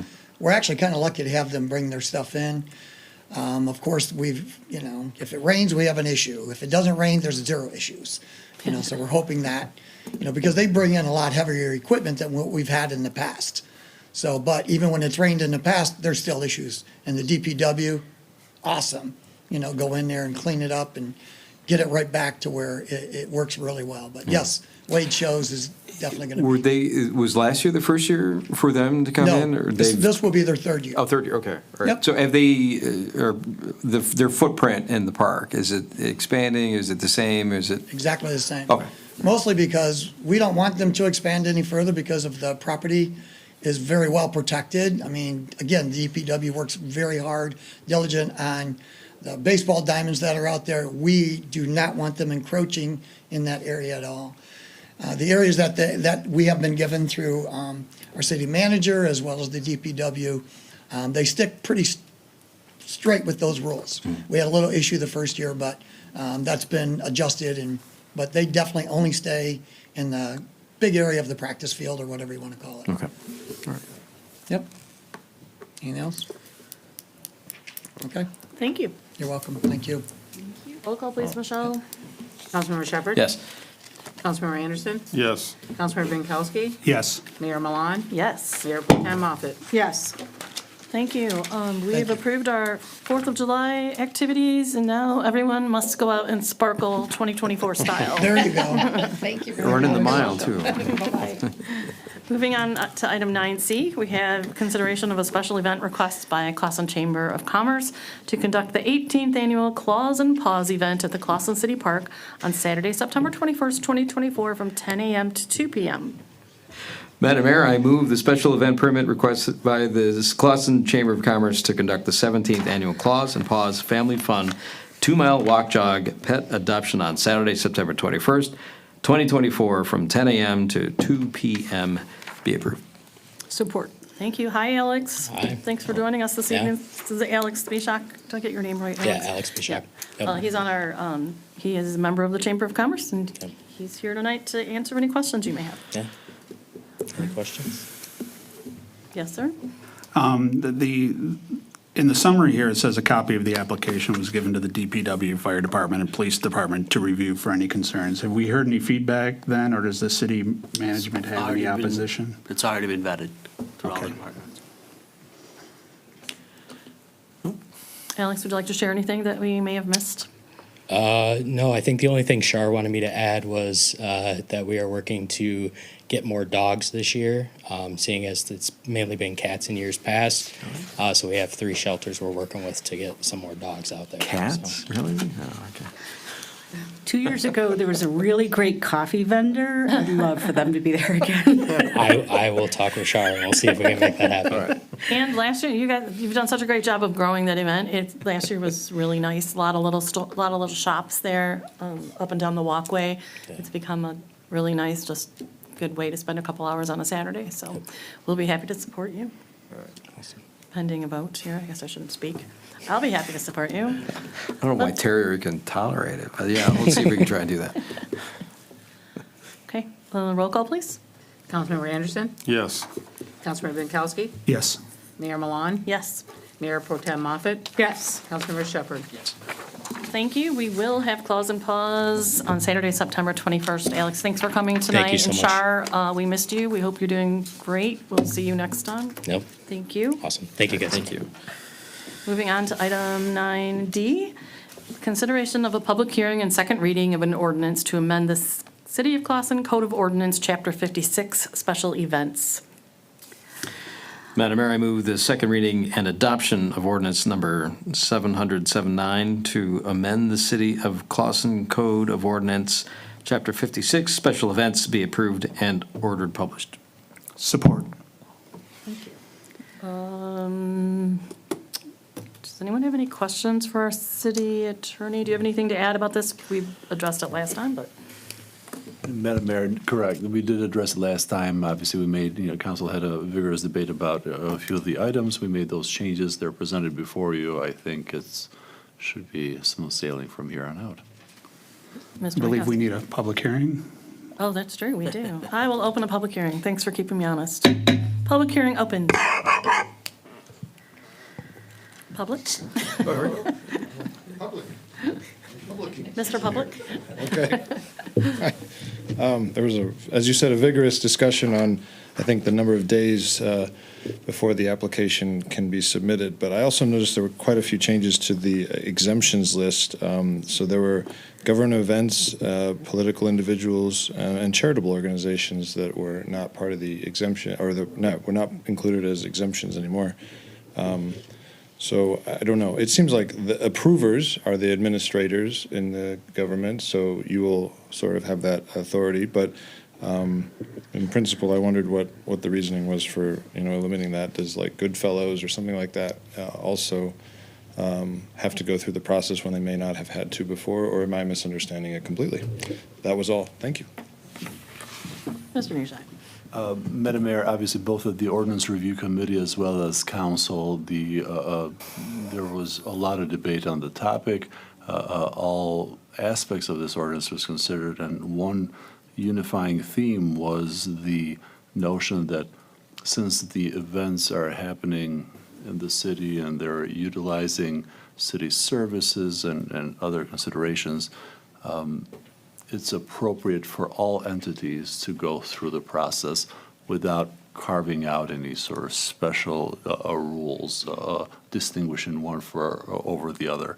And I think it makes a lot of sense. It'll make up for a cleaner, more perfectly crafted ordinance going forward. Anything else? Okay, roll call, please, Michelle. Councilmember Binkowski, Yes. Mayor Milan, Yes. Mayor Pro Tem Moffett, Yes. Councilmember Shepherd. Yes. Councilmember Anderson. Yes. Thank you. We have just approved, well, I didn't even close the public comment, sorry. Public comment closed, or public hearing closed. I'm so off on this, but whatever. Public hearing closed, roll call taken. We have passed the amendment to our ordinance 56 special events. And we shall move on to item number 9E, which is consideration of the first reading of an ordinance to amend the Clawson Code of Ordinance, Chapter 46, adding Section 48 through 45, driving on a license suspended, denied, revoked, or never acquired, and adding Section 78-46, allowing an unlicensed person to drive along with definitions and sanctions therein. Madam Mayor, I move the first reading of an ordinance to amend the City of Clawson Code of Ordinance, Chapter 46, adding Section 48-45, driving on a license suspended, denied, revoked, or never acquired, and adding Section 78-46, allowing an unlicensed person to drive along with definitions and sanctions therein be approved. Support. Mr. Nearscheid, do you have any? Madam Mayor, yes, if I may. In 2018, the Michigan Joint Task Force on Jail and Pretrial Incarceration found that traffic offenses accounted for about half of all criminal court cases. And at the last meeting of council, I informed you of the steps that our local court is taking to and programs it seeks to implement in order to attempt to stem the tide of these kind of cases and the consequences that they carry on people's driving privileges. We have on previous occasion adopted, this council has on previous occasion adopted the Michigan Motor Vehicle Code, which, along with all the civil infractions and misdemeanors that it contains. And these two offenses are contained in the Michigan Motor Vehicle Code. But with the work that we're doing, particularly going forward with the district court, it makes sense for these two offenses to be in our code and to have specific sanctions as we've outlined here. In the district court system, just so that you're aware, these two offenses, driving a suspended license and allowing a licensed person to drive, they operate in tandem with one another. With allowing a licensed person to drive is usually offered as a lesser included offense to attempt to provide people with the opportunity not to lose driving privileges. Currently, the Secretary of State, when it comes to driving a suspended license, imposes a 6-point violation. It's a 6-point violation, which has an impact on your license. Whereas allowing a licensed person to drive, it is an offense which stays with the district court, does not get abstracted to the Secretary of State. So that is the way typically that our district court manages its caseload by offering, usually we offer individuals that are charged with the driving a suspended license this second offense in lieu of causing those driving privilege issues when they're deserving, obviously, but when they do the necessary steps to be able to protect their driving privileges. So these ordinances are fairly straightforward, as you may have noticed. We have the sanction on both of them clearly articulated. I think it'll be immensely helpful to the district court. As I may have mentioned at the last meeting, we do have a couple of catch-all provisions that sort of trigger because we currently don't have this specific sanction for these two offenses, and this addresses that issue. And I think when we passed, I forget which ordinance not too long ago, you indicated, I think a question was asked by council, do we have to do this for many, many more offenses? And I indicated at the time, I said, I'll have one more, and this is the one more. I don't think we'll be back for anything else necessarily. So if you have any questions, I'm happy to address them. Does anyone have any questions? And roll call, please, Michelle. Mayor Milan, Yes. Mayor Pro Tem Moffett, Yes. Councilmember Shepherd, Yes. Councilmember Anderson, Yes. Councilmember Binkowski. Yes. Thank you. We've just approved, we just approved a first reading of this ordinance regarding driving. We'll revisit it again in the future. Moving on to item 9F, we have consideration of establishing a public hearing of the City Council for the proposed partial vacation of John M. Avenue located between Clawson City Hall and Clawson High School. Mayor, I move to establish a public hearing be scheduled on May 21st, 2024 to solicit comments for the consideration of the partial vacation of John M. Avenue located between Clawson City Hall and Clawson High School be approved. Support. Mr. Raker or Nick? Or? Madam Mayor, if I may, I'll have the Assistant City Manager, Nick Stepnitz, who's done, in conjunction with the City Clerk, basically done some yeoman's forensic heavy lifting to get down to the bottom of this. And so I'll turn it over to Mr. Stepnitz at this time. All right, thank you, Madam Mayor and Council. So the city has received a request from the school district to enter into a land swap agreement regarding two portions of land between City Hall and the school campus. These areas of land are commonly known as Straub Ave, and then also the high school roundabout drop-off. In order to execute the agreement, there are a few actions that need to commence before the agreement can be presented accurately. The first step is to schedule a public hearing regarding the vacation of a portion of John M. Avenue between City Hall and the school campus, which is the action being requested tonight. There was a more detailed report outlining the history and the next steps included in the packet, and we're currently present to answer any questions. You have those now. Does anyone have any questions? Have we gone through, I'm sorry, Madam Mayor, have we gone through any previous vacations for what was existing on school property? Yes. So the school district initiated this a few months back, and in that time, both the school district and city have taken steps to try and identify the history of the land between the school district and city. And to be completely honest with council, throughout time, the school district and city would kind of just give land to each other here and there. And so tracking down the records in the old deed documents was a little bit tricky. But after sitting down a handful of times, we've identified what needs to occur, who currently occupies and owns which land. And so in order to make the agreement real, to make it accurate, we do have to vacate an area of John M. that wasn't previously vacated when it was originally done back in the 60s. And we'll also have to do a lot split where part of Straub Avenue currently is. And so why this is a little bit confusing is that a normal resident layman may be driving around the campus and already identify certain areas of land as, oh, that's right there, it's school district property, oh, it's city property. But due to the historical nature of how land was divided back then, it was a little more complex. And so that's what we're doing here tonight and then the next few meetings as well. Mr. Brankowski. I'm just wondering, and maybe I didn't catch it, but what's the overarching reason why this is being done? Is it just the school district wants this land in their pocket, or? I'm just going to pull up and share my screen, which was also provided in the council packet, but just for the ease of understanding, if you could give me one moment, sir.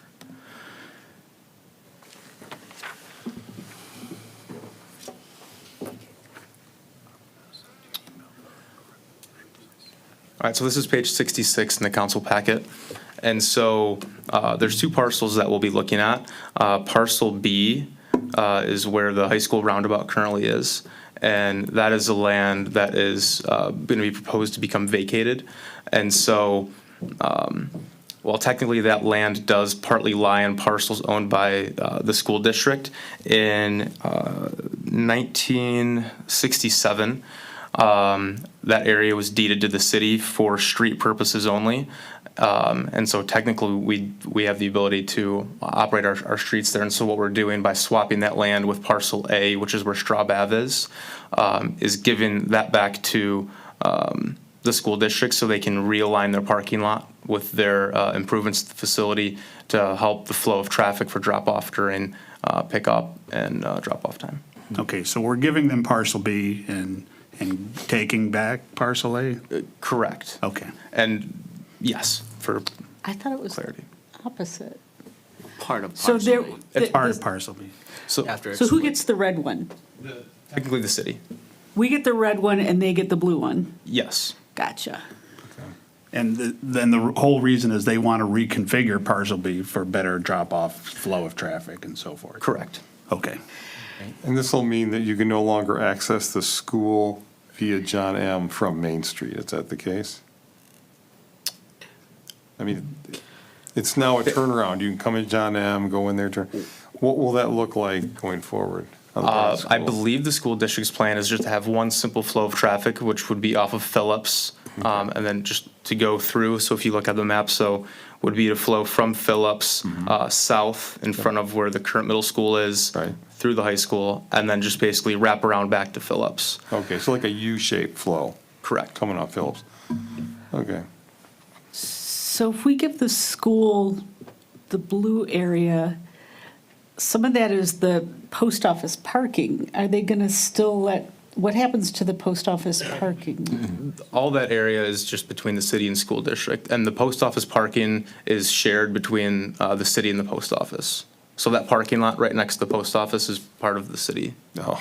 So the post office is going to lose its parking? Well, there's no loss of parking whatsoever. So That- if you yeah, look- that land is just on the high school It's lot. on lot the post office is on lot 41, right? Correct. Yes. Okay. Okay. Okay, but it was, as they do their reconfiguration, so they'll need to have access to that parcel that's now, parcel A?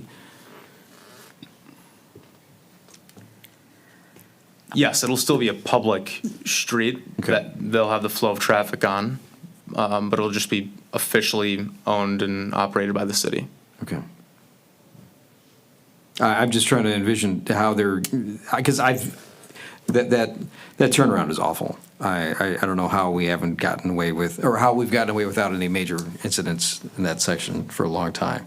But as far as for their improvement on that parcel A, do they have intent to improve on that?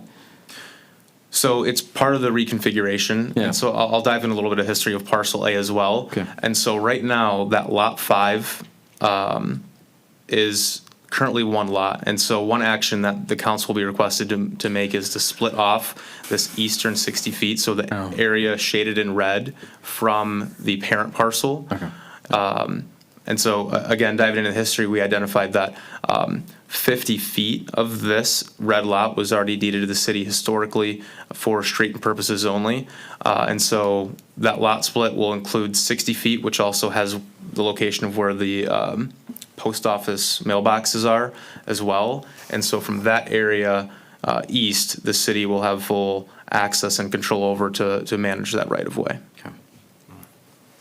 Okay. Because technically, right now, it's the city's, and the post office has mailboxes on the school property. So technically, Straub Avenue is actually overlaid on top of existing parcels? Yes. That's how So, that. all right, so what we're I mean, trying this to do is clean. Yeah, absolutely. clean I it mean, up. this is what a mess that is. So So we'll I didn't still- realize that. They're like, wait a second. How do you have a road that goes over lot 33 and still call it an avenue? We've stretched our head a couple times. So it's kind of an artificial road, really. I mean, is that what we're saying? It's a Straddles? public road. People drive it every day. Many times. My point is, when you look at the plat map, it's really not a road. It's a paved path that straddles. A rose by any other name. So in the end, though, the city will still maintain a piece of Straub Ave, and they'll still have the mailboxes there. Is that correct? Yes. Okay. Okay, does that cover it? Then, roll call, please, Michelle? Mayor Pro Tem Moffett, Yes. Councilmember Shepherd, Yes. Councilmember Anderson, Yes. Councilmember Binkowski, Yes. Mayor Milan. Yes. Okay, we have agreed to establish a public hearing on May 21st to solicit comments for the consideration of the partial vacation of John M. Avenue between Clawson City Hall and Clawson High School. Moving on to item 10A, we have consideration of reappointment of Susan Baker to the Blair Memorial Library Board for a, Madam Mayor, I move the reappointment of Susan Baker to the Blair Memorial Library Board to expire July 31st, 2029 be approved. Support. thank you. Anyone have any, hi Sue.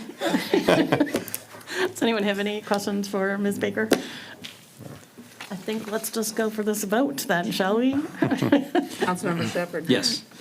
Councilmember Anderson, Yes. Councilmember Binkowski, Yes. Mayor Milan, Yes. Mayor Pro Tem Moffett. Yes. Yes, sir. Madam Mayor, I would ask that the items 10B and C be continue to be postponed, and I'll make that in the form of a motion Wait, hold on a and second. explain why. All right, we just approved, just so we finish this, we just approved Sue Baker to the library board. Sue, thank you. Okay, now you made a motion, Postpone items 10B and C okay. to the next meeting. Do we have support for that? Support for discussion. Discussion. Madam Mayor, I reached out to Annie Fenton at the beginning of the weekend, and unfortunately, she just replied when we were in the ordinance committee meeting before this. So I haven't had the chance to speak with Ms. Fenton. I really would appreciate the chance to speak with Ms. Fenton, considering regarding this reappointment. And considering the fact that I don't think the Ethics Board is meeting anytime soon, I don't see any harm in delaying this. We have a motion to, our motion was to approve her nomination, right? We just made that motion? No, the motion No, was to it's postpone postponed. Oh, to postpone, B and sorry. C Yeah. to Okay. another meeting. Does anyone else have any comments? I do. I will say that it's been on the agenda twice now and removed twice now, and I would appreciate if we could just go ahead and address these two appointments, whether there's meetings coming forth or not. I'll say I'll defer to Mr. Binkowski. If he has the opportunity to talk with Ms. Fenton, I think that he should be given that opportunity. I think that you've attempted that and that hasn't happened yet. So I'm sure that in doing so, that may help as far as your decision. And I'd like to have you have that opportunity. Appreciate that.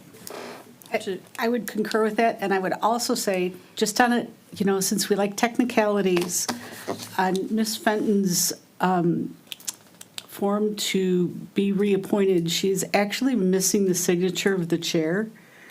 So it's not filled out on the application that we received, and so that would give her the opportunity to complete that item, and then have just so all the i's are dotted and t's are crossed, to have that signature obtained, and so that when we do look at it at the next meeting, that's complete and it's not a red flag or anything.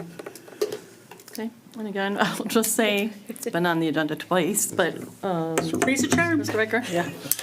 Madam Mayor, I just have to chime in and remind council how Mr. Binkowski got the nomination on the agenda, and it wasn't very transparent and forthcoming with his claimed communication to Miss Annie Fenton.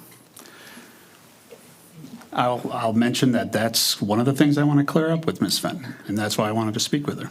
Do we need to establish a timeline for when you will have the opportunity to do that, so we don't postpone this one more time? Just curious if that's I said the something we next need to do. meeting. So is that it? Three will be a charm? It's been on the ballot, this will be 2. I'll support that as long as next time is it. We agreed to that.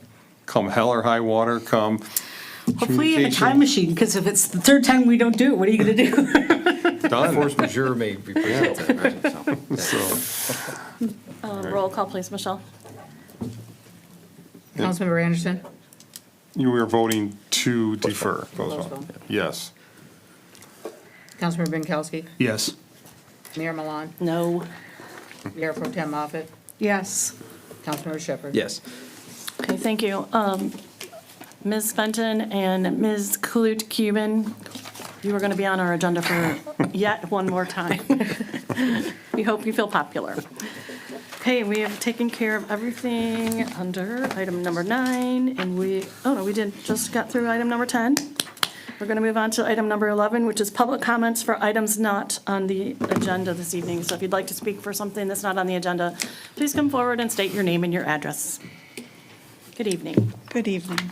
My name is Patrice Hill. I live at 654 Lincoln in Clawson. My husband and I moved onto Lincoln Avenue 44 years ago, and we have raised our family there. We're here tonight about the proposed multifamily dwelling at the site of the old PNC Bank at the corner of 36 Lincoln and 150 North Main.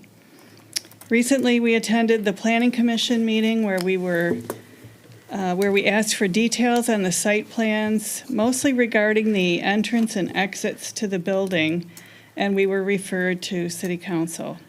It appears that because this project was a PUD, the plans have already been approved by the commission. Although I will say at their meeting, there was support for rescinding the vote pending legal counsel. So that's up in the air for them at the moment. It seems that Clawson residents are a bit late to the party, if you will, on this project as far as sharing our thoughts and our requests. And we would have hoped, or do hope, that there would be a public hearing on this. Maybe that's still possible. Our concern is this. Lincoln is already a fire lane and one of very few streets that run through from Main all the way to Rochester Road. We currently have an issue with a high volume of traffic that often exceeds 25 miles per hour, which is the speed limit. And we've addressed this with the chief of police, who's been most cooperative in sending out some officers to patrol that street. This proposed unit would certainly increase the volume of traffic on our street, particularly if there is an exit off the back side of the building onto Lincoln and Bowers. We would like to ask for a variance, or whatever it would take, that would close off the northeast side of this property line that abuts Lincoln, either with a structural or a natural barricade, so that the residents will not enter and exit off of our street. This way, tenants would use one driveway, hopefully only on Main Street, rather than emptying out the back way onto Lincoln Street to head to Rochester Road via a residential neighborhood. Because there is a school and a playground whose property is also on Lincoln, this should be an area of concern for all residents. It is my understanding that the Planning Commission will bring this to council for approval within the next month, and my hope that you will take the time to listen to the concerns of the residents before you move forward with this project. If it is possible to allow for public discussion, please let the residents know so that the input can be given from the residents of Lincoln and Bowers. We appreciate you and thank you for your time and effort on our behalf. Thank you very much. Is there anyone else who'd like to speak this evening? Okay, we will close public comment for items not on the agenda and move on to our city clerk's report. Michelle? No report tonight. Okay, thank you. Our city attorney's report, Mr. Mayor, Michelle. just two quick items. As you'll recall, council entered in closed session pursuant to communication from our previous city clerk, and you made a decision to respond to his communication to your attorney. And I've communicated same to your previous city clerk, and while he didn't like the outcome, obviously, yeah, he has agreed to the outcome and will take this matter no further. I just wanted to let you know that it is officially closed. And the other item, obviously, I just report as, members of the committee may also report later that the Ordinance Review Committee did meet today. It was, as always, a productive meeting, I think, and it's progressing, in my humble opinion, very well, and hopefully we'll have, the next batch of items to you within a few meetings. Thank you, Madam Mayor. Nothing else. Thank you. Mr. Raker? Madam Mayor, just one announcement. May 5th is going to be CUIBSL opening day, 1 o'clock. If you recall last year's event, I don't know if a council member did or did not get injured in that game. However, we're welcoming all participants and spectators. So I respectfully declined because I don't want to break my leg again. Well, what's the likelihood? Yeah, I don't know. For me, probably Any- likely. Any questions for city manager? I've got one. Concerning the planned use development, planned at the PNC Bank building, I know that's been approved by the Planning Commission, and then it appears at the last meeting there was some sort of attempt to rescind their approval when many of the members weren't there. Is there a reason why that hasn't already been brought to this table, or? Thank you. So after the Planning Commission gave approval, the group is drafting a development agreement, and so they're still drafting that document. And so that is the document that seals the agreement from the site plan to the public benefits and everything related to that project. And so as that document's still being drafted, there's nothing to present at this point. We're hoping to have that from them this week, and we're probably eyeing, just due to budget and some other agenda items, the second meeting in May to have this in front of the council, which is May 21st. Thank you. You're welcome. Thank you. Next, city council comments, Mr. Binkowski? I wanted to point out one thing here that I've noticed in the new city charter. Section 4.18 of the city charter requires the treasurer to furnish to the council at the first meeting on each month, or more often as required, a statement of each fund showing the cash on hand at the beginning of the preceding month, total receipts and total disbursements for such month, and the balance at the end of the month, with a reconciliation of the fund balance at the end of the month with a balance of the fund bank account statement. I don't think I've been receiving those, and I would like to start receiving those as soon as possible, beginning of May. Anyone else? Mayor Protem?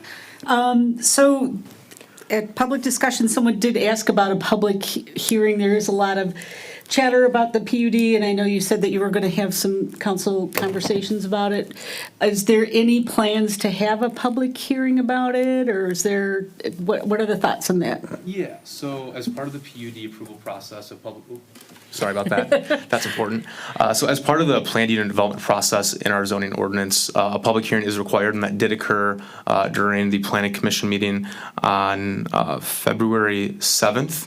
And a public notice was sent out in accordance with the Planning and Zoning Enabling Act, which requires a notice to go out to every property within 300 feet of that address. And then the public notice was also placed in a newspaper of circulation in the community.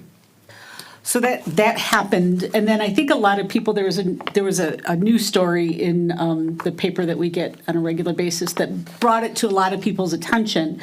So people may not have been cognizant of it until that news story came out. So in light of that and the increased interest of it, it may not be a requirement to have a public hearing, but is there any possibility to have a public hearing, or what's the thoughts on that?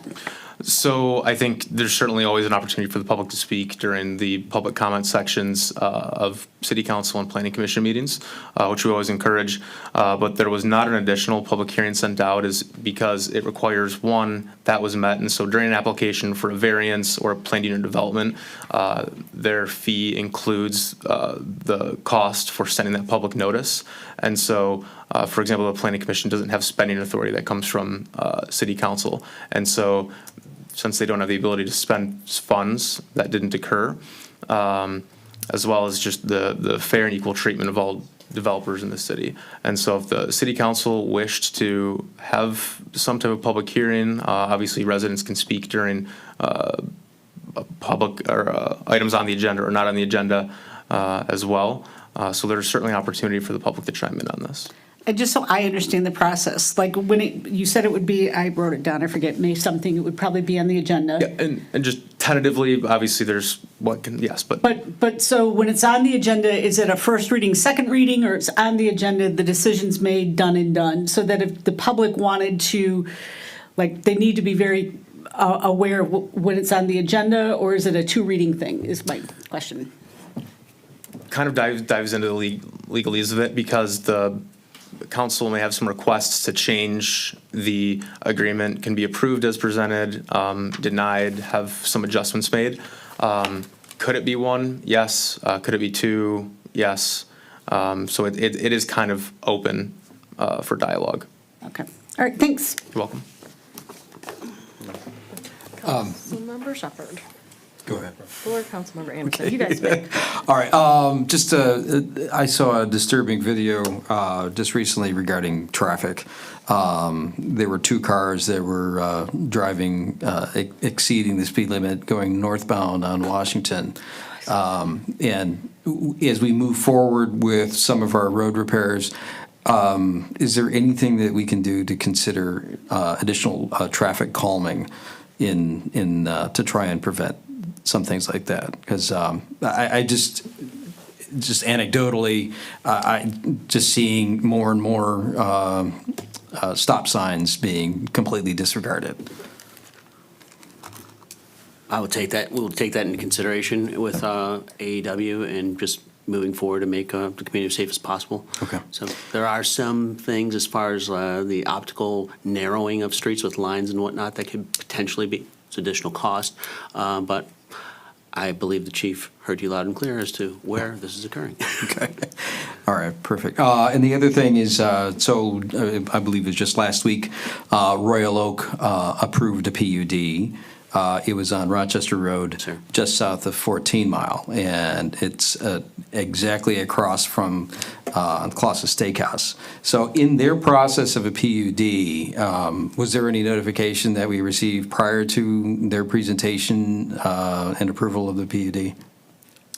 The city did not, but I believe the city of Royal Oak would have followed those same standards to send the residents in Clausen that same public notice for their planning commission meeting. Okay, I'm just curious as far as the distance between that development, whether it would impact some of the businesses across the street. The concern also I have with that is the road diet that's planned and what that is going to have for an impact on a traffic congestion in that area. From my understanding is that I don't believe they did a traffic study for that development. It's, from what I understand, and again, this is public record for Royal Oak, I don't need to get into the details, but I think it's 3.5 stories and 42 units on 1.5 acres, right? So, and it also extends into Genesee Avenue over there, so. Yep. I inquired with their city engineer. I'm waiting a response. On the traffic impact? Well, on that PUD and Oh, the okay, impact yeah. traffic study, yes. Okay, yeah, it's just, as we go through, I'm concerned, again, as far as the road diet, what that's gonna have, because we do know already from their diet proposal, that it does lower at certain hours, their rating for that, for Rochester Road. So, that's why. Councilmember Anderson. I have no comments.